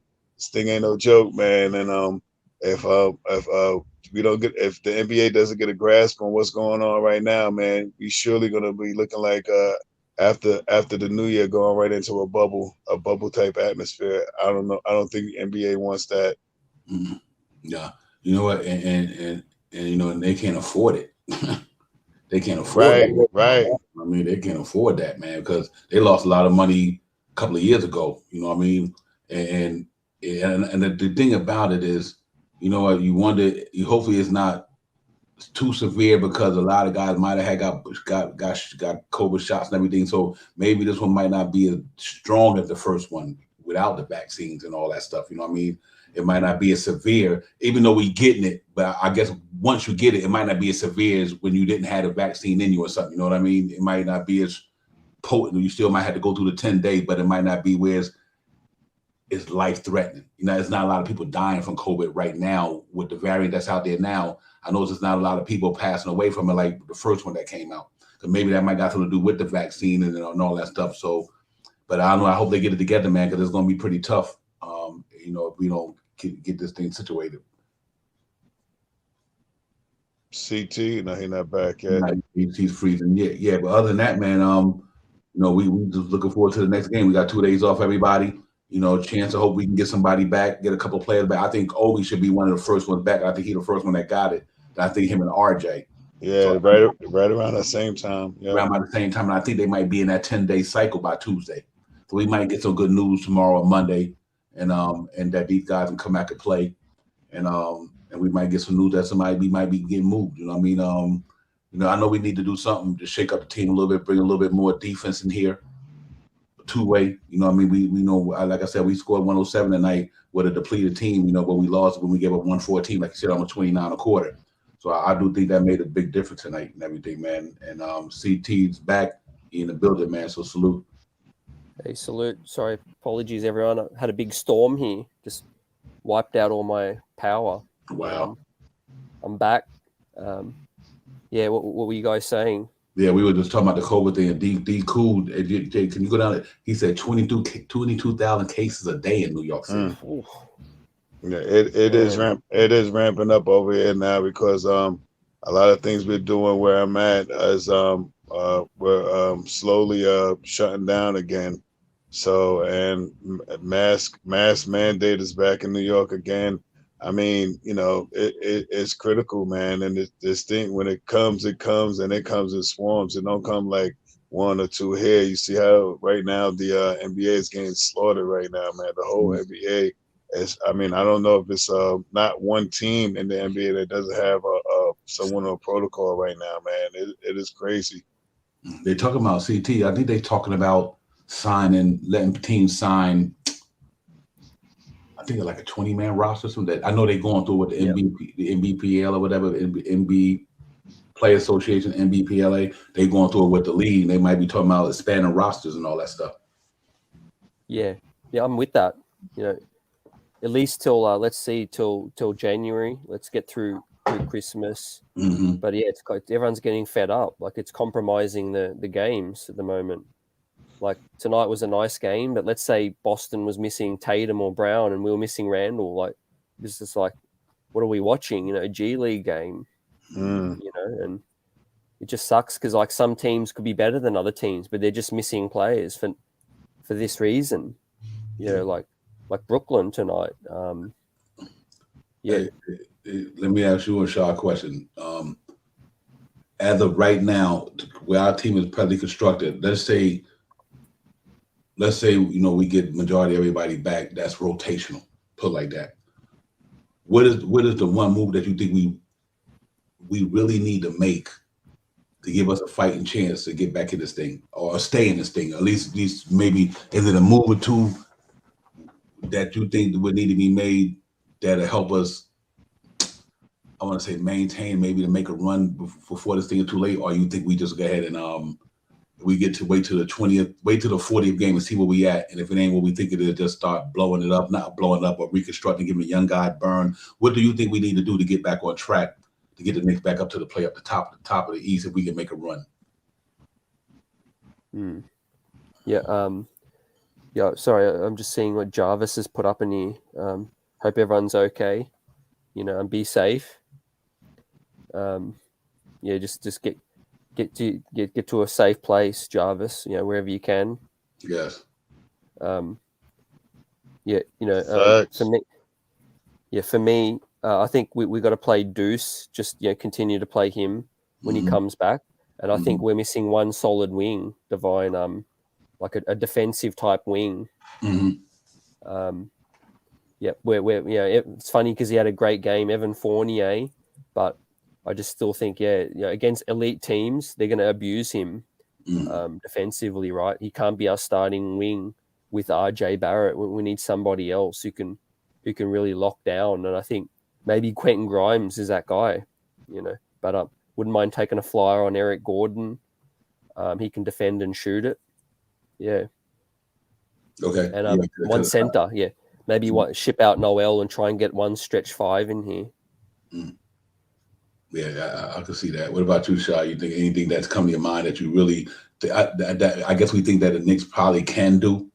That's what all the noise we hear out there. That anybody that you think that we know, I just know they got the goods to get this guy. I really think, and I really, really think this is going to happen, man. I think in the next couple of days or so, either right after Christmas or right before Christmas, I think somehow, some way, the Knicks are going to look to move some contracts and pick up Turner. I think that's a move that they're really, really pushing to get today. There's a lot of other trades out there. I said Eric Gordon months ago, man. I remember people were saying to me, "Oh, he's no real point guard. He's not this," but I knew he was on the Knicks radar for a while. That would be a okay pickup right now, but it all depends on who we move to in order to who we get, because if hypothetically, if we're looking at to moving Noel or Burks, maybe a Knox, a Kemba, if Fournier, if they could put Fournier into a contract, I mean, we could bring back a couple of guys here to really bolster the team, man, and Turner would be nice. And there's also some rumors out there about Cam Reddish from Atlanta. Yeah, so I'm not 100% sure if the Knicks would get him, just because he's coming from Atlanta and he's coming from a team that we kind of like a arch nemesis right now for getting beat in the playoffs for. But he's also out there on the market. I mean, he's a stretch, a stretch 3. I mean, he could shoot. That would put RJ back into the 2, and he played with RJ before. So those are some things, like if we could if we can move a couple of guys and bring in, if we move out 3 or 4 guys, or three or four guys, and bring back 2 guys, and maybe bring up 1 or 2 people from the G League to keep us at 15. I would like to see that by the new year. Yeah, because the reason why I brought that up, because it's a lot of guys in the league won't be able to get moved to the trading deadline. Right. I mean, it's a lot of guys that we might want. They're not eligible to get traded by December 15th. Right. At least until then, anyway. And so I'm trying to think, when we're trying to just go over the landscape of what's out there right now, and what can we? Because I don't even know if we can get Turner right now. The Knicks want to get Turner tomorrow. Is he eligible to be traded tomorrow? I don't know. You know what I mean? I believe he is. I believe Turner is. What did they say? I was watching it on the thing. I think he is eligible since the 15th, because they're about to blow it up, and also some bonuses. And I think what's the other guy on their team, Levert? I think they're all eligible to be traded because of when they was re-signed or something like that. It's they wasn't right. Right, it wasn't restricted because it was the thing for what I heard from Fournier, something about 6 months after he was signed, he's not eligible to be traded. Just like Randle, he's that the same thing about this February 3rd thing and stuff like that. I'm not 100% sure on Fournier. I'm not 100% sure. I think that's what was said, but I think Reddish is ready to go, and they're having some problems trying to sign him because they don't have the money to sign him. And if Atlanta trade with us, that would be a good pick. I'm down for Gordon. I like Gordon. I was talking about him, like I said, a couple of months ago. But I'm more suited to look for a three and a big man, because if with the guys that we would trade up, it would probably be someone like a Burks. It would probably be someone like a Kemba. It would be somebody like a Fournier, or like shooting guards, small forwards. And I think with them being moved, that would bring up the young guys, and we would see where we would be at with the young guys. I think McBride, I think Deuce is ready to play. I think he's ready and he's hungry to play, and he can step into that starting rotation. And Grimes would be someone that could be very he'd be very strong coming off of that bench with the second unit. So all depending on who we move is what I would wonder about what we can get to go forward. Okay. Now, because I'm looking at, it says here go all the players that will be eligible to be moved by December 15th, which was 4 days ago. Atlanta Hawks got Gorgie Gang, Solomon Hill, and Lou Williams. That's Atlanta Hawks. So Reddish not ready. Yeah, that's what I'm thinking. That's why I'm saying I wonder how that works out. And then it said the Boston Celtics got Enes Freedom and Dennis Schroeder. And then the Brooklyn Nets got LaMarcus Aldridge. Oh no, he got that start. He got he could veto a trade anyway. Him and Blake Griffin. But DeAndre Bembry, James Johnson, Patty Mills, and Paul Millsap. Them the Brooklyn Nets dudes who can get moved by the 15th. The Charlotte Hornets got two guys who can get moved from December 15th: Ish Smith and Kelly Oubre. And Chicago Bulls got Lonzo Ball, Tony Bradley, Caruso, DeRozan, Devontae Green, and Alize Johnson can be moved by the 15th. Well, past the 15th now. Cleveland Cavaliers had Laurie Marketing and Kevin Pagos. Dallas Mavericks, Reggie Bullock, Sterling Brown, Tim Hardaway Jr., Bogdan Bogdanovic, and Frank Ntilikina. The Denver Nuggets got Will Barton, JaMychal Green, Jeff Green, and Austin Rivers, and they could veto something. Austin Rivers and Jalen Green. Detroit Pistons got Frank Jackson, Corey Joseph, Sabian Lee. I like Sabian Lee; he's pretty good. Trey Lyles, Rodney McGrew, and Kelly Olynyk. Obviously, the Golden State Warriors only got what's that? Benja that he could shoot that three. That big guy. That means something. Benja, Andre Iguodala, and Otto Porter. And the only one on the Rockets who could do that is Daniel Tice. Indiana Pacers, Torrey Craig. That's the only one on the Pacers. Obviously, the Los Angeles Clippers, Nicholas Batum, Kawhi Leonard, and Justice Winslow. And Los Angeles got Carmelo Anthony, Trevor Ariza, Kent Bazemore, Wayne Ellington, Dwight Howard, DeAndre Jordan, Malik Monk, Kendrick Nunn, and Rajon Rondo. So, yeah, and Miami, he got a bunch of them as well. Jermaine Devin, Haslam, Kyle Lowry, Markieff Morris, Oladipo, Strauss, Tucker, Gabe Vincent, and Omar Yasevin, Milwaukee Bucks, Thanasis, George Hill, Rodney Hood, Semi Ojeleye, and Bobby Portis. None for the Timberwolves. Devontae Graham, Willie Hummon Gomez, Gary Temple, and Didi Lazora. And the Knicks got, that's why I would hiccle the Knicks. Alex Burks, Evan Fournier. Oh, he's ready. Todd Gibson, Nerlens Noel, and Kemba Walker. They all could be moved by the 15th and on, starting at December 15th. I just was trying to throw that out there, see who was out there. That's out there, and each one more, Robin Lopez and False Wagner, Andre Drummond, Danny Green, Georgie Nang, Phoenix Kaminsky, JaVale McGee, Chris Paul, Alfred Payton, Nadir, Portland Trail Blazers, Ben McLemore, Tony Snell, and Cody Zeller. So I guess, and you only got a couple more teams left. But it's not nobody really out there that I don't know that, you know what I mean? So it's hard to say what we could do so fast, unless I'm missing something other than that. I don't know who we would go out there and get before the trade. Can we? Well, I guess what I'm trying to ask you, CT, probably don't have the full knowledge of this. Does that mean that all the other players can't be traded now, or that means that them guys is just the guy that was eligible for the 15, or do we got to wait longer for all the other guys to make it happen? No, it means everybody. Yep. Okay. Yeah, everybody's tradable now. Those guys were the free age.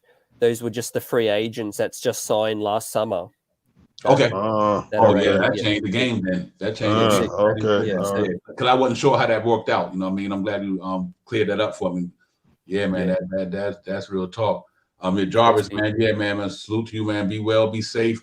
We praying for you over here, my brother, man. Just be safe out there. For real. You know, for real, man. Real talk, man. Oh my Lord, we got you, brother, for real. Yeah, man. Me and him were talking about that CT before you went off. We were talking about, the power trade. But I'm glad you said that now. Yo, let's wheel and deal, New York.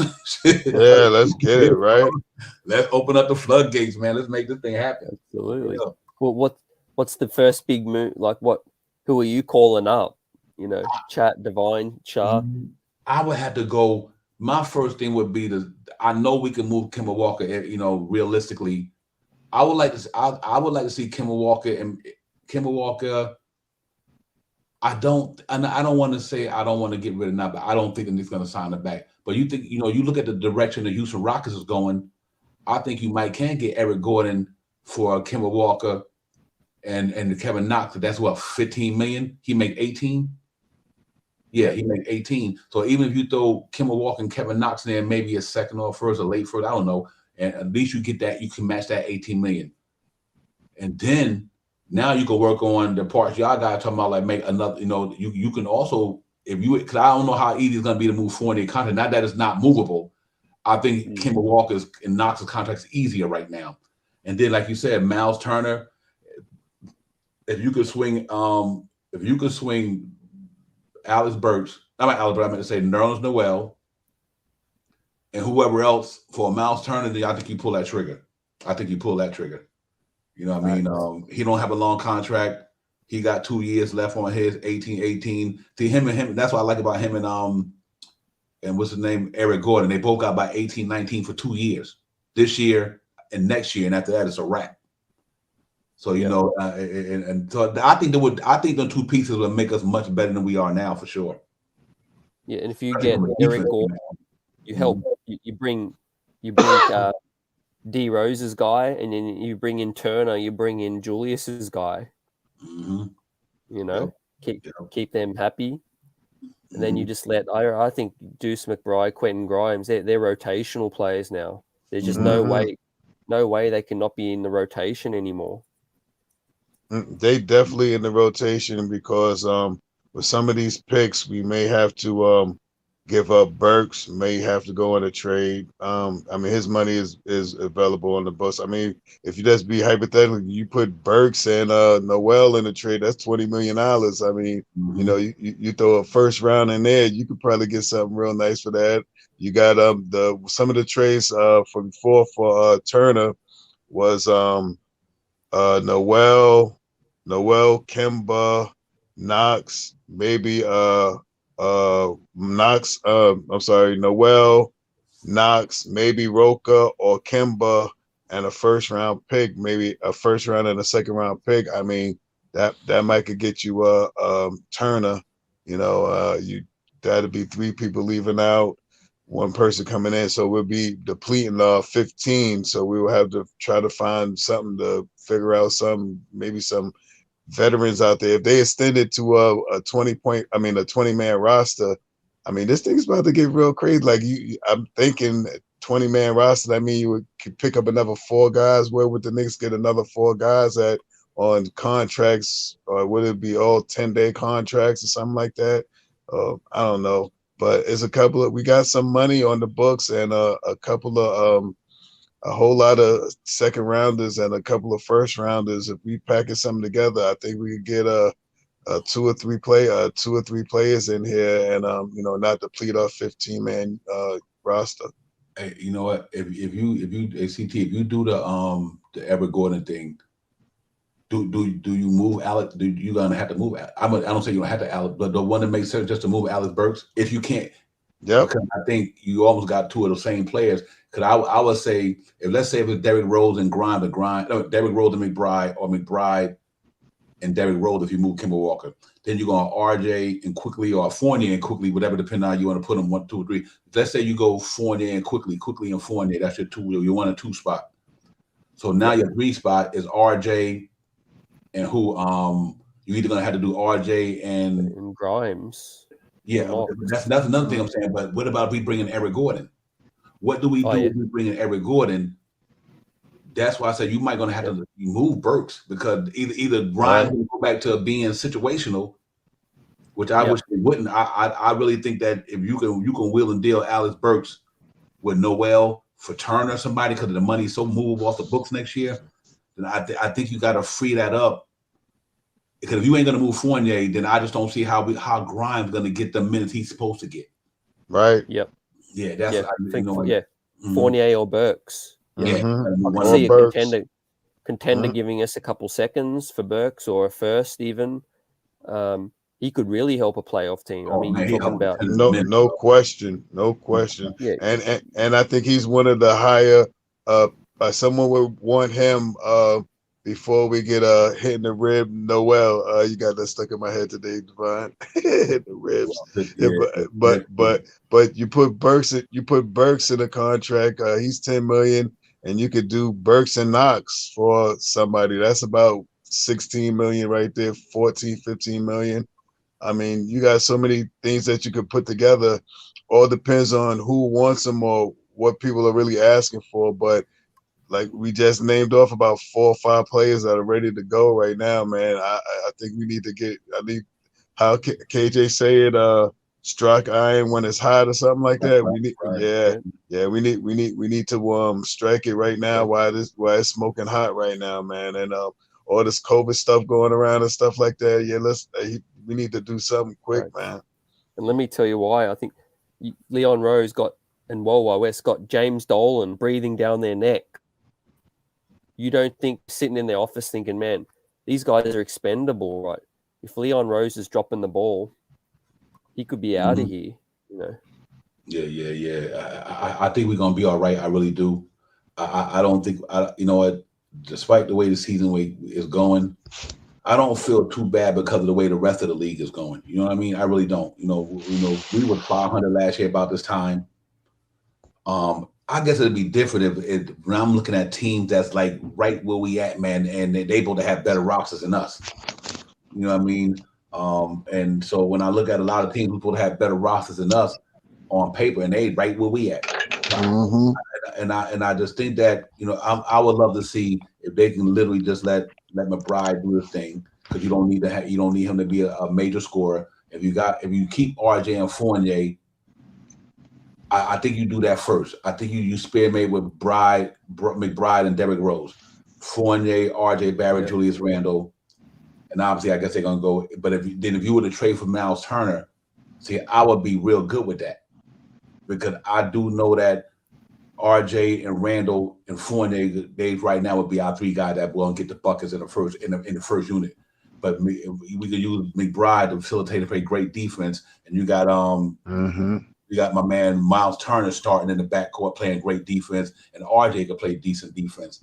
I think that makes the team much better, and I do think that then you got Derrick Rose back there with Quickly and what's his name Grimes and Eric Gordon, if that trade take place, Obi and Mitch. I think that's a nice team right there. I think we can get back to where we want to be with that team. So it's gonna be interesting to see how this thing go down, man. But I do think next time y'all hear from you know, what's Leon Rose's next move, Real Buzz, we have some crazy talk about, you know, we'll break down all that stuff on our podcast. We'll talk about it and put it out there. But I do think that we got to keep our ears to the ground, man, because this thing about to get crazy pretty soon. So. Yeah, you messed me up when you said Oubre, when Oubre is out there, man. I wouldn't mind seeing Oubre here. I mean, you know, it all depends. The biggest thing, it all depends on who we move, because who we move is what we bring in. If we move somebody like you know, if we want to see the young guys right now playing some ball, we have to take away, and I hate to say it out loud, my man, Mr. B, man, Burks might have to go, man. And I think Burks right now would be an easy move. I think it's a couple of teams out there. If you put Burks out there on the market, I think, you could get something for him. And Noel, Knox, all the rest of these guys out, it's gonna be something to watch, man. And you're gonna be informed every day, man. I wouldn't be surprised for the next couple of days that some big things happen by Monday, Tuesday, man. ACT, I'm gonna do bold prediction part 2. I'm gonna do my bold prediction part 2. The New York Knicks move Nerlens Noel, either Burks, or if they could do the Fournier, I think they're gonna go after Nurkic and Robert Covington. Ooh.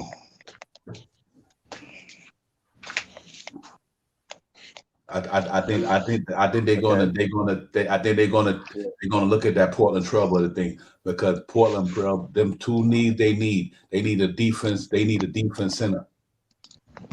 And being that CJ McCullough went down, that might be a good spot for Evan Fournier or Alex Burks. So I think that's one team we're gonna have to keep an eye on with this thing. That's doable. We know that everybody talking about the Miles Turner, but you know what? Somebody might snatch Miles Turner before us. Yeah, that's facts. I think he's more wanted than Nurkic and Robert Covington. So I think the safe bet might just to pull out Nurkic and Robert Covington. There also was some stuff out there for the boy from the Bronx. Oh my God, what is his name? Big center. He plays on. Oh my God, I wish I had all my paperwork over here. Oh man, I'll get back to it. Let me hold on. Yeah, go ahead. I'm sorry. Yeah, and I agree with you, God, that he stay hurt, but I think it's more about his money is not that long. You know what I mean? Because I think you make these trades so when a contract is up, they off the books. You know, because when we want to go after somebody big, we got to have the cap space. You know what I mean? That we keep making. We also got to think about cap space when we making these trades. It's not because how good they play or how not good they play. It's how they're going to keep the infrastructure there. Because now we bring in a lot of guys, and then you're going to have to sign them.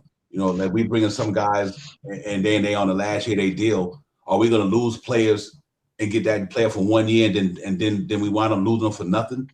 You know, so I think along with who they are and how they play, also you got to keep their contracts involved with this.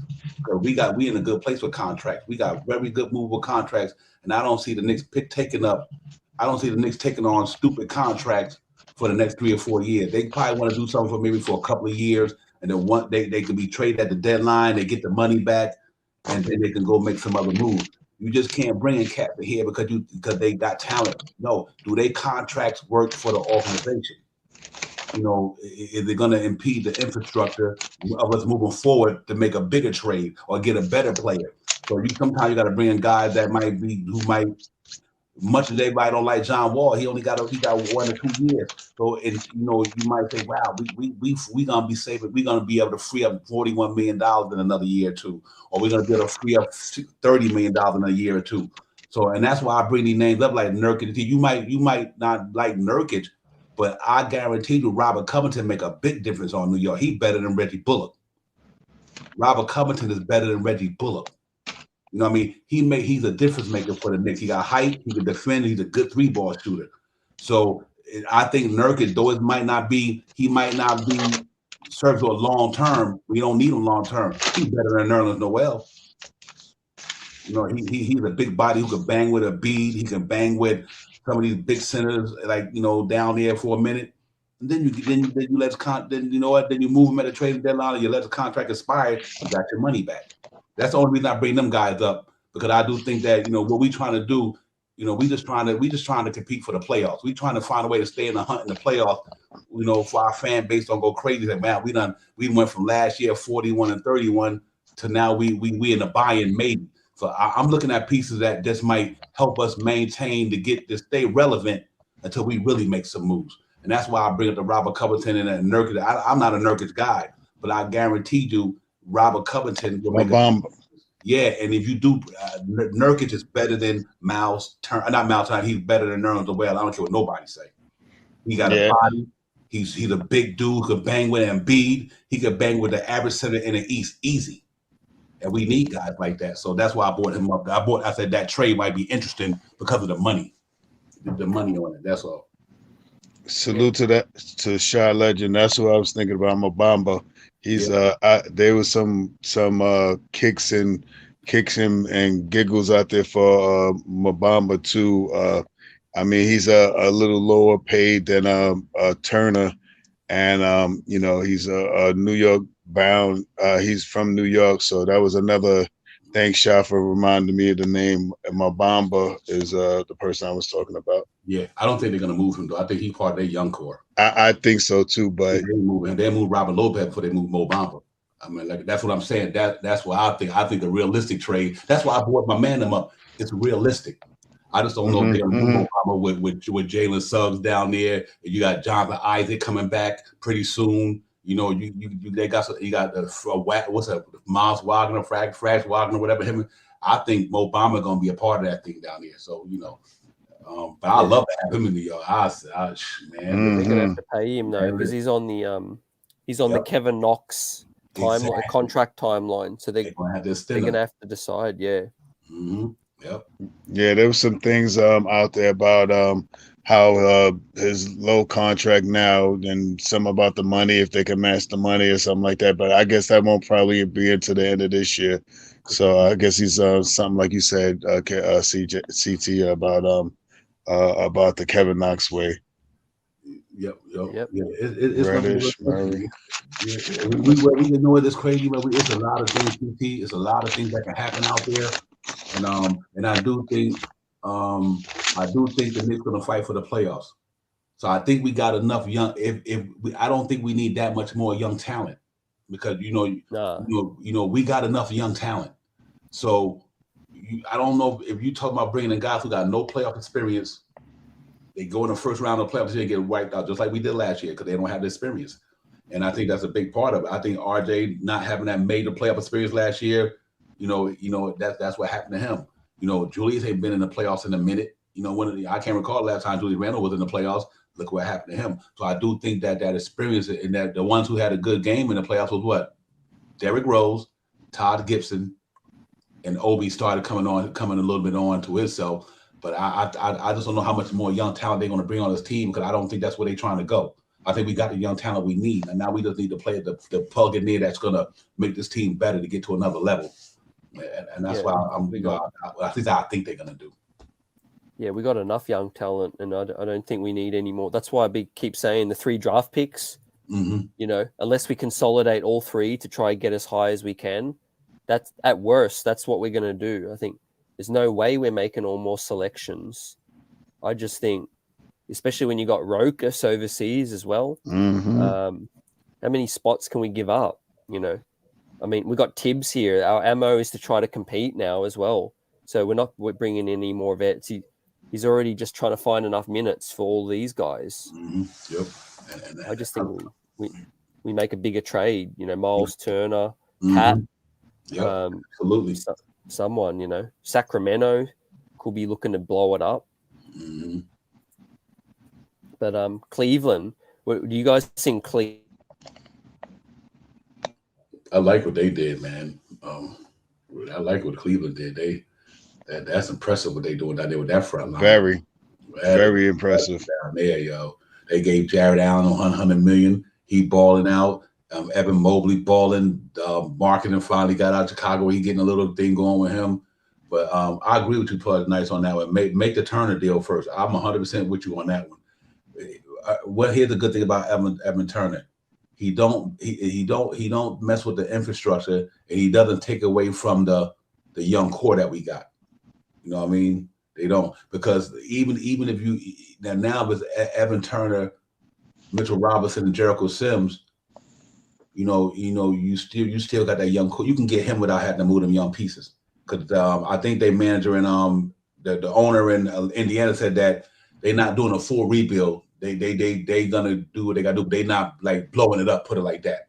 You know what I mean? So and we got to keep an eye on that, because I do think that you're right, Pudden. If you can get Miles Turner in here, him and Mitch, and then you like I said, I think Miles Turner alone, and you put him and McBride in that starting lineup with that defense they got, that'd be nice. I just think it'd be nice. Yeah.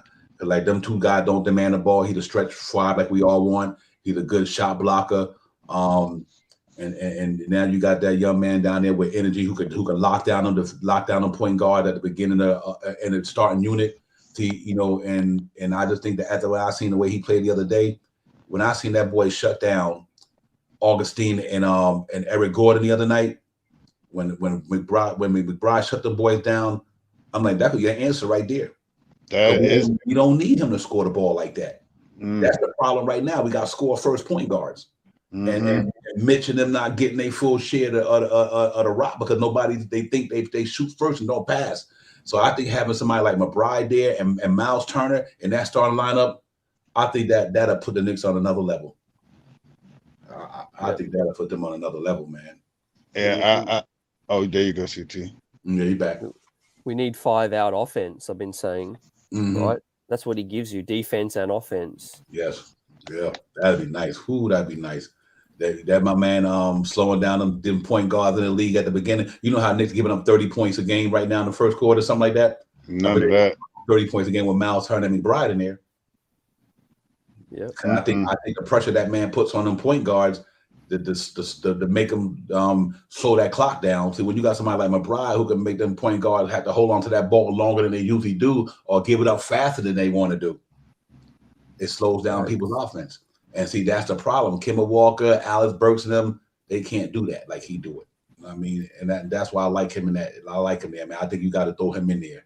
You just got to put that boy in there and let Derrick Rose come off the bench behind him. And if his offense started to get a little shaky in the first quarter, then you pull him out and put Rose in there right quick. You know what I mean? And so you could do it that way. But Turner, I agree with Pud Knight. I could see Turner being the first move, though I think they might try to do the Eric Gordon thing. But I love the Turner move. I think Turner, if you can get Kemba Walker out of here and bring Miles Turner, and I think the Knicks is good right now for a minute. Yeah, because don't forget Julius took a pay cut, and he's like, what's going to make him happy? Bringing in one of his dudes, right? He said, "Hey, I left all this money on the table. What are you doing with that money, right? Who are you going to spend it on? And you bring in a dude that he's boys with, and knows that can help. I think that's a good first step." Yeah, I definitely I think that's the biggest move right now for them to make, man. And I see them really trying to bolster that thing, man. I think they're gonna try to make that move, man, with 1 or 2 first round picks and one or two second round picks, something like that, man. They're gonna make an offer to them to give them some picks and some players, man, to get. I think Turner is the guy that they're eyeing right now and would really, really help us right now, man. And another little move to free up some space for these young guys to get some burn, because right now, like we always saying, like you were saying, Divine, Burks is really good, man, but he is a shoot first point guard, man. We need a point guard in there that's going to facilitate, man, and play some good 3-point defense, man. And on that screen, man, and he plays good defense, man. And in order to get him in and play some ball and see if he could be like our point guard for the future, we will probably have to let go definitely Kemba Walker and maybe even Burks. Yeah, because I think you can get you get Turner and keep Mitch. You don't have. I said Mitch, keep Mitch. Yeah, right. We don't even have to put Mitch in the deal to get Turner. You got to remember what they trying to do. My man not trying to blow that whole thing up like that. He want to stay competitive. So Noel is a serviceable guy on a good contract. $10 million, and he's going to give you shot blocking that Turner give you. He might not give you the offense that Turner give you, but he's giving you the defense to a degree that, and then you throw in somebody, another player like you say, Burks, that go to $20 million right there. He make $18 million. So and you tell me they wouldn't want to snatch up a couple of picks from the Knicks knowing that they might could bring in somebody to go with Duarte and guys like that. So I think you definitely can get him and keep Mitch. I just think that's the way to do it. You know what I mean? You got Mitch there backing up because now the salary works out well. That's terrorizing having a shot blocker like my man. Then got Mitch coming in doing the same thing. That's terrorizing for a lot of teams. And now you got McBride in there, playing defense like that. I think that puts us to another level. I really do. I think it puts us to another level. Because Tibbs is a defense-minded guy. He wants defense-minded ball players. He needs somebody who can stop the opposing point guard's game. That's what be killing us. And the only one I see right now is that can do it to that level on our team is McBride. He the only dude that I know on that team right now that can get an opposing point guard and shut him down. He shut Gordon and them dude down the other night. When I mean I ain't seen a Nick guard do that in a long time. He shut every team down and Eric Gordon down by himself because he played the whole third and fourth quarter the other day. Shut him down. 1 point. Go look at the stats. 1 point between them cats. And that second, man, that dude he's the real deal, man. So I think you put him at the point guard spot and bring Miles Turner. I think our defense goes back up to where it was last year. Yeah, he was everywhere, getting 4 steals. He shoot. I love his release. His actual shot release is so quick, and he's got that really long wingspan. So although he's 6'1", he can get the shot off. He can get the shot off over people, and he gives us something that other point guards and other guards we don't have. Gives us a mid range, like his pull up mid range. Miles McBride is excellent. Yep. Hey, here's what real quick, and I want to.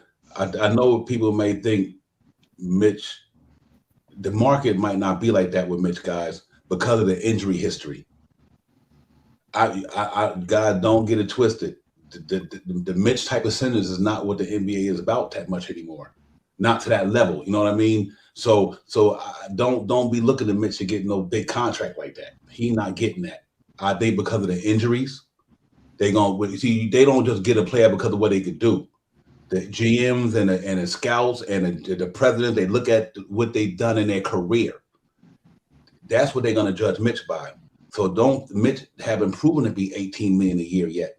So these president of basketball operations are not saying that he's not worth it, but I don't think he's worth it right now because of the amount of basketball he's played, the amount of injuries that he's out there. And we complain about he don't have enough offense. So what do you think the next GM going to think? You know, what do you think the other 29 teams going to think? We think Mitch ain't good because he don't shoot the ball from 3. So what do you think the other guys are going to think? So you got to be careful with that, thinking that Mitch going to get the bag like that when he's injury prone. And I'm a Mitch guy. I'm just trying to tell you what the reality is. Mitch is right now to the NBA, he's an injury prone player. He haven't really proven himself in the NBA 4 years. I don't think nobody going to shell out that money to him because he haven't really been he haven't been here proving himself on a higher level because he's been injured a lot. So when it comes from a business standpoint, they're going to be like, well, should I spend $18 million on him because he can block shots, run the floor, and do this? Or should I spend $18 million on this guy who can score the ball and can do that and can do that and do that? It might not be right move to do, but they're going to look at it that way. So just don't get it twisted about that Mitch contract. That's why Robert Williams only got $11 million a year or $10 million for the Boston Celtics. These guys is not 3-point shooting centers. They different, man. And I don't know if they're gonna like. That's one thing about Mo Bamba. At least Mo Bamba can shoot the 3. I think they might want to give him Mo Bamba more than Mitch, due to the fact he can stretch the floor and shoot the ball, and he can block shots like Mitch does too. And I'm a Mitch guy, but I'm just saying, don't get your hopes up like Mitch going to get $18-19 million. That ain't gonna happen.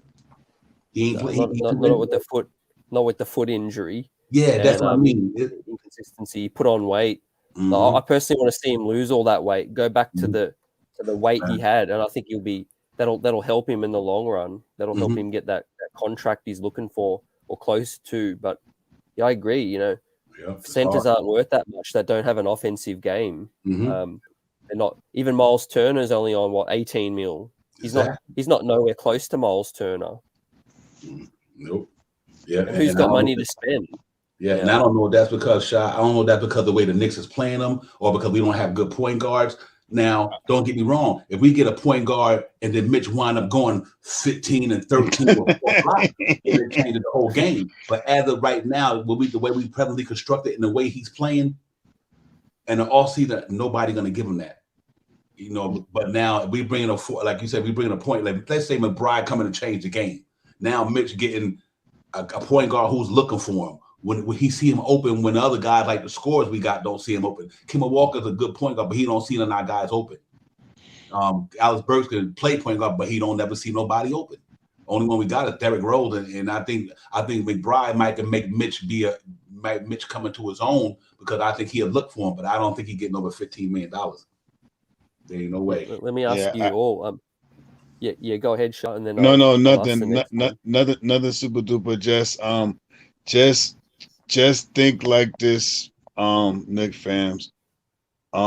We bring Turner here and put Mitch to the bench, and you know, Mitch can get a contract next year. He can get a contract. He may not get a $10 million, $12 million contract, but he could get a $7 million, $7.5 million, and stay right here in New York where he's been playing for the last couple of years. That's just think like that. You know what I mean? I think Mitchell will take a undercut and pay just to stay with the Knicks, especially if we make a big stride next year, knowing how, like I said earlier, about how he was hurt and how the Knicks Foundation, the Knicks front office really helped him along with his foot, gave him all the things that he needed to do, gave him all this rehab, you know what I mean, kept him comfortable and doing all this other stuff. You know, he might be a semi-loyal guy, man. You know, he might take a pay cut, you know, especially if he's going to come off the bench, especially if the bench is rocking, man. If we could get these players in the one thing that we are lacking right now is play in the first unit. And if we can implement two guys into the front and into the starting unit that can bolster us into 28 to 32 points a quarter, I mean, in the first quarter, to get us out into a good start, that makes it better for the Knicks overall. Yeah, and what do you guys think about RJ Barrett? You know, he's extension eligible coming up. I mean, I'm nowhere close to deciding what RJ Barrett's worth yet. We haven't seen enough, but that's going to be a tricky decision, fellas. Yeah, real talk. Hey, Nick, yeah, Mitch was hurt a little bit in the first quarter today. If you go back and watch the highlights, he was hurt in the first quarter. Yeah. He was limping bad up and down the court today. And when they took him out in the first half, and all the trainers came over by him. I don't know if he did something, but he was hobbling real bad in the first half today. So just go check that out. So I don't want to make sure that you get to look at that. He was there. But you know what, real quick too, here's another thing we got to think about.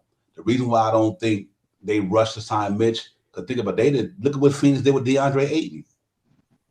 They didn't sign him. They let DeAndre Ayton extension go.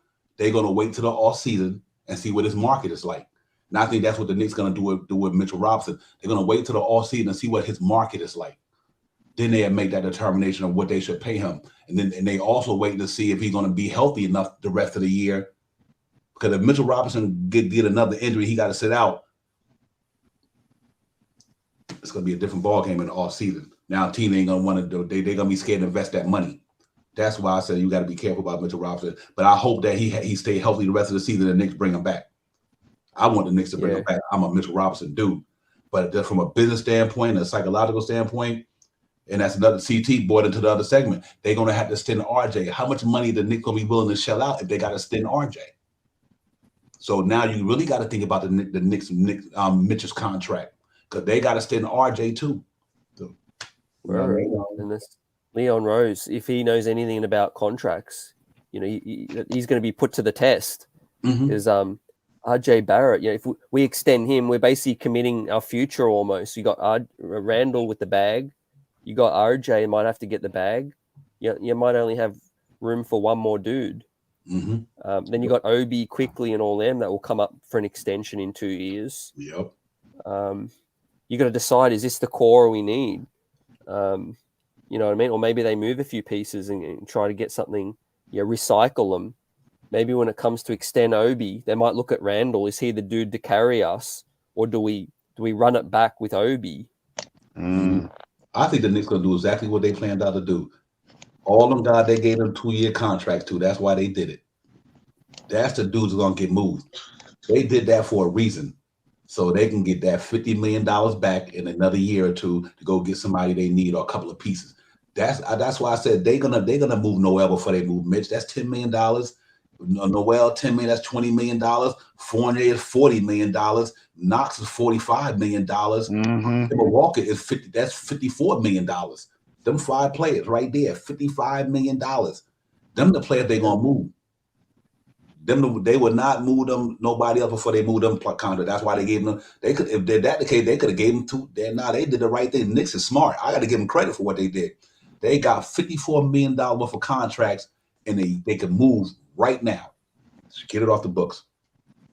So, and I think that's what they're gonna do. They waiting for the disgruntled cat to come up in here. They got the young core ready. They got all the young pieces they need. The McBride, the Grimes, all they got them. They good. Quickly, Obi. The Knicks is good there. Now they just got to bring in 1 or 2 dudes to go with Randle and RJ, and the Knicks are gonna do what they got to do. I think that's the way they're going. I think that's the way they set it up. You know what I mean? Like Nick Yak said, Mitch didn't get injured. He got contused. Someone ran into his leg. Mm-hmm. Right. Exactly. That's exactly right.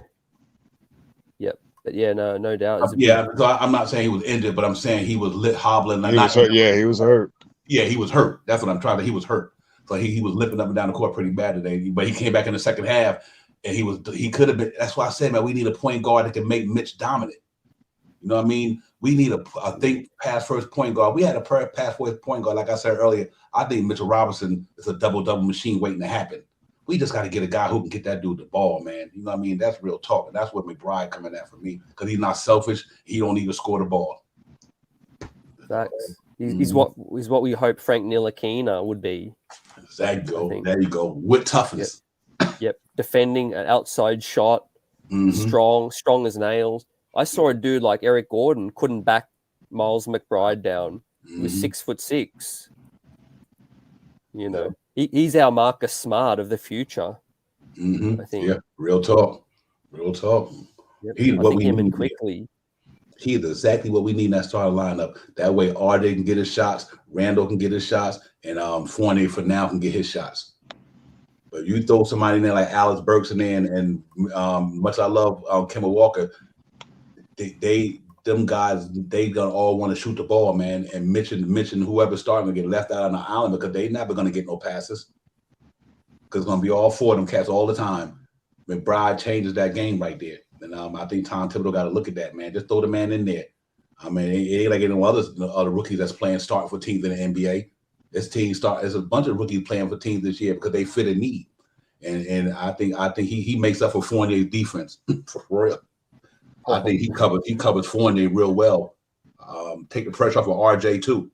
RJ's a good defender, but when you got Fournier covering with you and Kemba Walker covering with you, that ain't good. That's not good, bro. That's why we gave him 114 tonight. So that's what I'm saying. Do you max RJ? That's the next question. You know, have you seen enough to max him out or max rookie extension? I mean, that's a good question. That's a good question. Or do you do what they did with Ayton? Do you wait 1 more year, let his last year play out, and maybe make him disgruntled? So, I think they I think they let him play out the next year and see where he's at by the end of next year because we still got him for another season. So I think they play the long game with RJ and see where he's at and see how they can finagle some money and move some pieces and do all that stuff because 2023 I think they get the new TV contract too. So I think their cap space opens up a little bit more. So that might be something, to look at in a couple of years. Is it 2023, this year, 2022? 21. He'd be the 22, 23. So next year it'll be 22, 23. Right. So yeah, I think that what TV... that does though? If you wait to that last year, he becomes restricted, right? And then yes, other teams, we can outbid them being the home team. But that means you have to commit everything to keep him. I think that's the only way you convince him. You know how I would judge that, CT? If this year goes the way according, let's say the year play out, he put up better numbers than last year, he went from 14 to 17 to maybe 18, 19, then at least I do see his trajectory going up. So what it's telling us that he's on an incline instead of a decline. So then I think maybe they could judge it that way. So we know what RJ in rookie year, he put up 14-5 in this second year, 17, something. Now if he come out there at 18, especially if you move Kemba Walker or Fournier, now he get to get his ball time back. If he move up to 18, 19 in his third year, I stand him because I know that his trajectory is going up instead of going. It's not on a decline. I guess I would probably sign him. Maybe 4 years, 80 million, 20 million a year, something like that. I think that's it. Yeah, you got to bet on that, Divine, and just hope that he gets better and better every year, like you said. Mm-hmm. He's built that shot. way. Yeah, he's worked on the shot. There's no doubt when he works on it, he's improved. Mm-hmm. It has been a little bit inconsistent this season, up and down, but it's a whole lot better than what people thought it would be this early. Mm-hmm. Yeah, yep, absolutely, and I do contribute that to the team too. Bringing Fournier in there, because you remember Reggie Bullock didn't do what Fournier did when we were the Knicks last year. He just stand in the corner and shoot threes. And but Fournier is taking a lot of offense out of the system. You know what I mean? Because now we giving a Fournier. You ever know when Fournier and Randle do a lot of switching with the ball, shot powers. Like Randle get the ball, he give it to Fournier. Fournier doing the curve, he give it to Fournier, give it back. That wasn't Reggie Bullock last year. You know what I'm saying? Right. So I think my man Evan Fournier is taking shots away from RJ Barrett, and he can't get a rhythm that much because RJ. If that's the problem with the Knicks, I think it really is. It's too many guys can't get in the rhythm because everybody's shooters. It ain't but one ball out there, and I think that's why RJ was in the slump this year because he had to give Fournier the ball. He had to give it to Kemba Walker all the time. Then you bring in Alex Burks. Alex Burks is a scorer, so now he got to share the ball with Burks, Randle, and Fournier, or Burks, Randle, and Kemba Walker. And I think it had an effect on his game this year. It's just too many guys. That's why I like McBride. He don't need the ball. That's why I like the Obi Toppin. They don't need the ball in their hand to score a point. They can get them other ways. And they don't take shots from other people. That's why I said, well, let's see how they do if they move Fournier and move Kemba Walker. I think if they move one of them and you put McBride in there, watch RJ numbers go up. Mm-hmm. Just like Mitch numbers going to go up. They're going to go up because now you got somebody who's not taking shots away from him. I think that's why I think RJ. I think he was coming this year. He was doing good, but then like I said, Fournier need the ball. Everybody need the ball. So I think what I love about Deuce is he puts pressure on the rim. He gets to the cup. Gets to the cup. He draws them in. Exactly what Tibbs loves, and then he kicks it out. But then if they sag off of him, he takes it to the cup. Like that. That was one of my favorite plays with the Houston one. He ran a fast break. Like no one else can run a fast break. He waited for the two dudes to either make a commitment or sag off. They sagged off, and he just took it to the hole. And he can throw it down for a guy 6'1". That throwdown he had in the G League, he absolutely bodied that dude. Yeah, he did. He's that dude, man. I'm telling y'all, he is the Knicks point guard going forward. I don't know when Tibbs going to do it, but I guarantee you, if you go in the next, he go in the next year's training camp, ain't too many cats going to beat that boy out. You know one day why Frank stayed around? Think about all the guys who went into practice against Frank. Think about all the guys who he brought in, but what made them not stay? Because they couldn't get past Frank in practice. Frank was shutting them cats down, made them look stupid. Every guy that came in here with Frank was lasted out longer than all of them because that boy could play defense. So when you going up against McBride in practice, he gonna put it on you, bro. And then they gonna be like, okay, if you can't score McBride, what you gonna do against everybody? You know what I'm saying? So I think it's his job to lose, man. I think he goes into camp next year with a good opportunity to be the Knicks starting point guard going forward. As long as Tibbs here, I think he's the type of player he's looking for at that point guard spot. And I hope it be this week. And I hope he be next week. I hope he comes in for a while. So. You know what I realized? That Presti gave up pick 32. Give us pick 36. That was a great trade. Got it. It was. We man. gave up 32. 1, to get Rokas and McBride for 32. Yep. Absolutely. So that's interesting. I'm hoping that work out. My dream scenario Quentin Grimes, RJ for now. I do Fournier for now because he's here. Julius Randle and Miles Turner. If they could pull that off, and I'm good. I think I'm good. I'll be happy with that, and I think that'll get us back up where we need to be if we can pull that off, and without losing Mitch. Without the backup, if we can keep Mitch there and bring Turner in, and if that's the only move we made right now, I still think we're better than we were. Facts. We were better than we were 3 days ago. And I think that'll get us. I think that'll get us. Now Miles Turner just opens it up for everybody. Now that means the center going to come out and have to play Miles Turner at the key, and Julius Randle better take that ball down the hole and start oofing around. Hey, but him and RJ better go straight down the middle. Let Miles Turner pull them centers out to that top of that thing like they do Mitch, and just run down the court, just run down the lane, start just slamming on everybody. And I think that's that. And then you got Mitch Obi. Come on, man, Mitch Obi and Grimes and Quickly and Derrick Rose and that second unit, man, that should be fire. Be tough, man. Be tough to deal with. Yeah, I can see something happening like that, man. And another quick way that getting Grimes into that second unit, because the trade for Miles Turner could also be Noel and Burks. It could also be Noel and Burks, and maybe even throw Kemba in there with a pick or something like that. Because if you take, and I'm not, that's my man Burks, Mr. B right there for me, man. But if you take Burks, he's someone that a team will look at and be like, okay, we could do something with him. He's a journeyman. He could score when he can. He could play the point guard. He could be a shooting guard. He could be a small forward if you really need him to. A real serviceable guy. He you add a first round in there and a second round, and then like you said, you put Noel's in there to be like another defensive center for another team. I mean, that will open up our starting unit, and that will also help our second unit by implementing Grimes into that second unit. To have a more young core running out there. Then you got Obi, Quickly, Grimes, D Rose, and Mitch. That'll be a nice second unit right there. ACT, let me ask you a question. Yep. Let's say this thing don't pan out this year the way we thought it was, and you take all the young guys,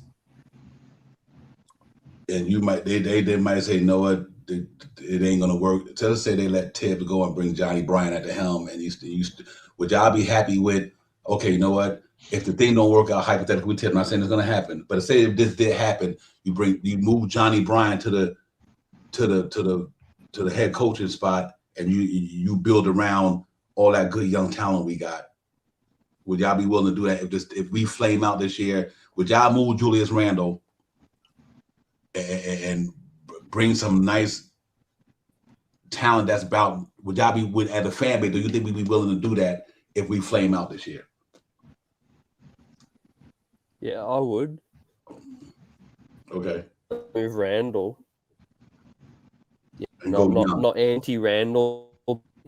Go young, I mean, I'm even up for trading him for Sabonis.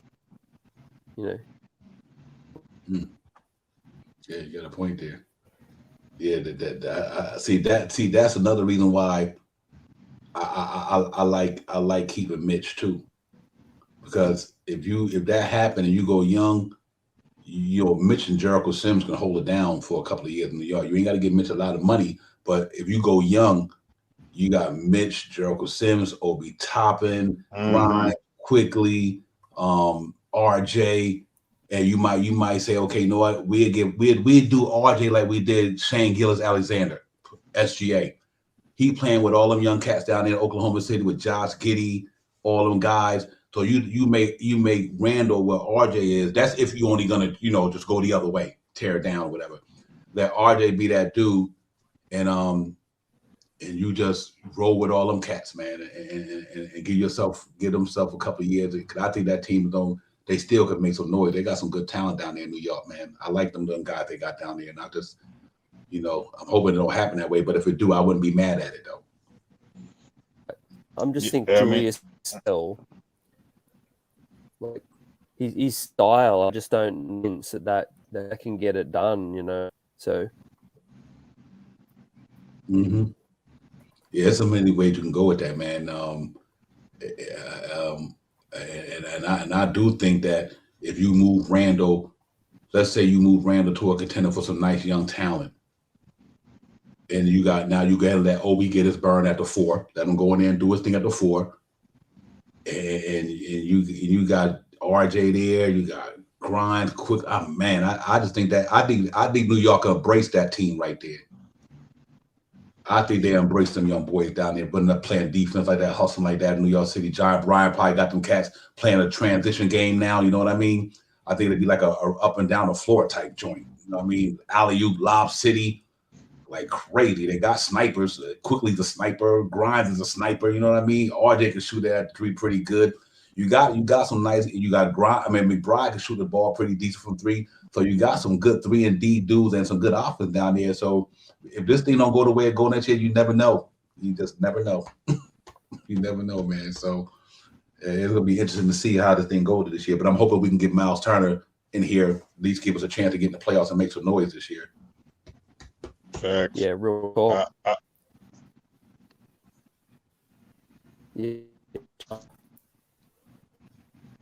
Yeah, guys. Sha, I think he froze a little bit up there. Yeah, I mean, I wasn't really gonna say too much, but with that young core that we got right now, and we implement 1 or 2 younger veterans into the team, man. I mean, that's a run and go crew right there, man. I mean, you know, and I mean the Knicks got so much options to do in the next in these next couple of years, man, with all these picks we got, all these first round and second round picks we got, I Randle, his contract is a pretty decent contract. Fournier's contract is a pretty decent contract. I mean, we got so much options in these next couple of years, man. So I hope that we can do something right now and figure out something soon. I wouldn't be against that though, Devon. I would not be against seeing that young crew starting out and we gelling, get that gel system going along with those guys because we have some pieces that we have on this team that could be aspiring to be some all-stars, and they're only coming into their second year coming real soon, man. And all I see is these guys working out, getting ready, working out and lifting weights and getting bigger and getting ready for the next year. Yeah. I just brought that up. That's only if we blow it up. You know what I mean? Yeah, that's if we blow it up. If things go sour this year and we can't make no trades, then the second option don't sound so bad when you say about blowing it up, man. We got a lot of things that we could do in the next couple of years though, but I'm still sticking fast with this Turner. And Turner's a young guy too. What he's only 25. Yeah, he's 25 years old. So even if we can get Turner in here, and even we get Turner in here and we make it to a playoff bound thing and win a couple of games, maybe we make it to a second or maybe make it to the finals. Hypothetically. But no matter what we do, if we stay young with my man Deuce McBride, man, I think we'll be in good hands. Deuce, Grimes, Jericho Sims, RJ, Mitchell Robinson. I mean, this is a young core right here, man. I forgot Obi. I forgot all about Obi and Obi Toppin. RJ. You know what I mean? RJ too, man. That's like seven. That's like 7 players right there. So that's something to look forward to. Yeah. I think our fan base been clamoring for that, but it's interesting. For right now, I do hope we can get Miles Turner. If we don't make any move this year, if we can pull him off, I think we'd be all right because I do think that Miles Turner and Deuce McBride takes our defense back to where it was last year. No question. I think that's like having Alpha Payton and Reggie Bullock's defense back in the first lineup. I think McBride and Miles Turner gives us that type of edge, and I think we get back to where we was last year on the defense level. Mm-hmm. Well, absolutely. Yeah, but you're good, CT. Can you hear me? Yeah, I was just can hear. Okay. I'm kind of trying to hold it down because I don't want to feel like I'm over talking about it. I'm trying to wait till you get the things settled right there. Are you good? I'm just saying, so it's just dropping in and out. Mm-hmm. But going for tonight. In a great and thanks for holding it down. Appreciate it. Yeah, real talk. And we'll be back. Yep, we'll be back. Appreciate everyone coming through.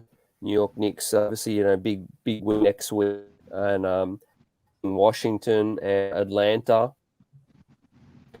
where things go. See what moves are made, and we'll be back. Real talk, streets are buzzing. Yes, indeed. I guess I want to get to the last word before we get out of here. You chime in and do your thing, then I'll close the show and get it out. Yeah, salute to the panel, salute to the chat. Let's hope to see what happens for Christmas time, man. Anything is possible, and we be sitting on a whole bunch of stuff, man. Let's stay optimistic, Knicks fans. Next 2 games, hopefully we can pull them off, and a couple of these teams in the East can lose a couple of games, to make it make us a little more relevant in the standings. Let's go, Miles Turner. And salute Jarvis for saying Cam Reddish too. We get some guys in there like that, man, so we can run a gun. I think we'll be all right. Real talk. Yep. Yeah, man. Yo, salute to the chat. Be civilized. Allah wide. Jarvis, man. I'm glad you're okay, my brother. Real talk. Boost Mobile, man. All you wise heads up in here, man. I'm keeping the intellect flowing in here, man. We appreciate y'all. Real talk. Let's keep it going. Like I said, man, let me get Linda Lynn, appreciate you as well, coming through all the time. Pudge Nights, you know how we do. Shaw Legacy, Nick Niak, salute to you. Everybody, man, salute everybody who came up. Rand Rock, my man, salute to you as well. Everybody who came up here, man, the streets is buzzing. Y'all already know how you get down, man. We be moving on to another day. Tuesday, the Knicks play with the Washington guys. Yeah, we got Washington Tuesday. Yeah, Maybe we can go in there and try to rebound. King Ribby, salute to you. Let's keep it moving, man. So salute to everybody, man. Thank y'all for doing the show tonight, CT, and we'll be back, man.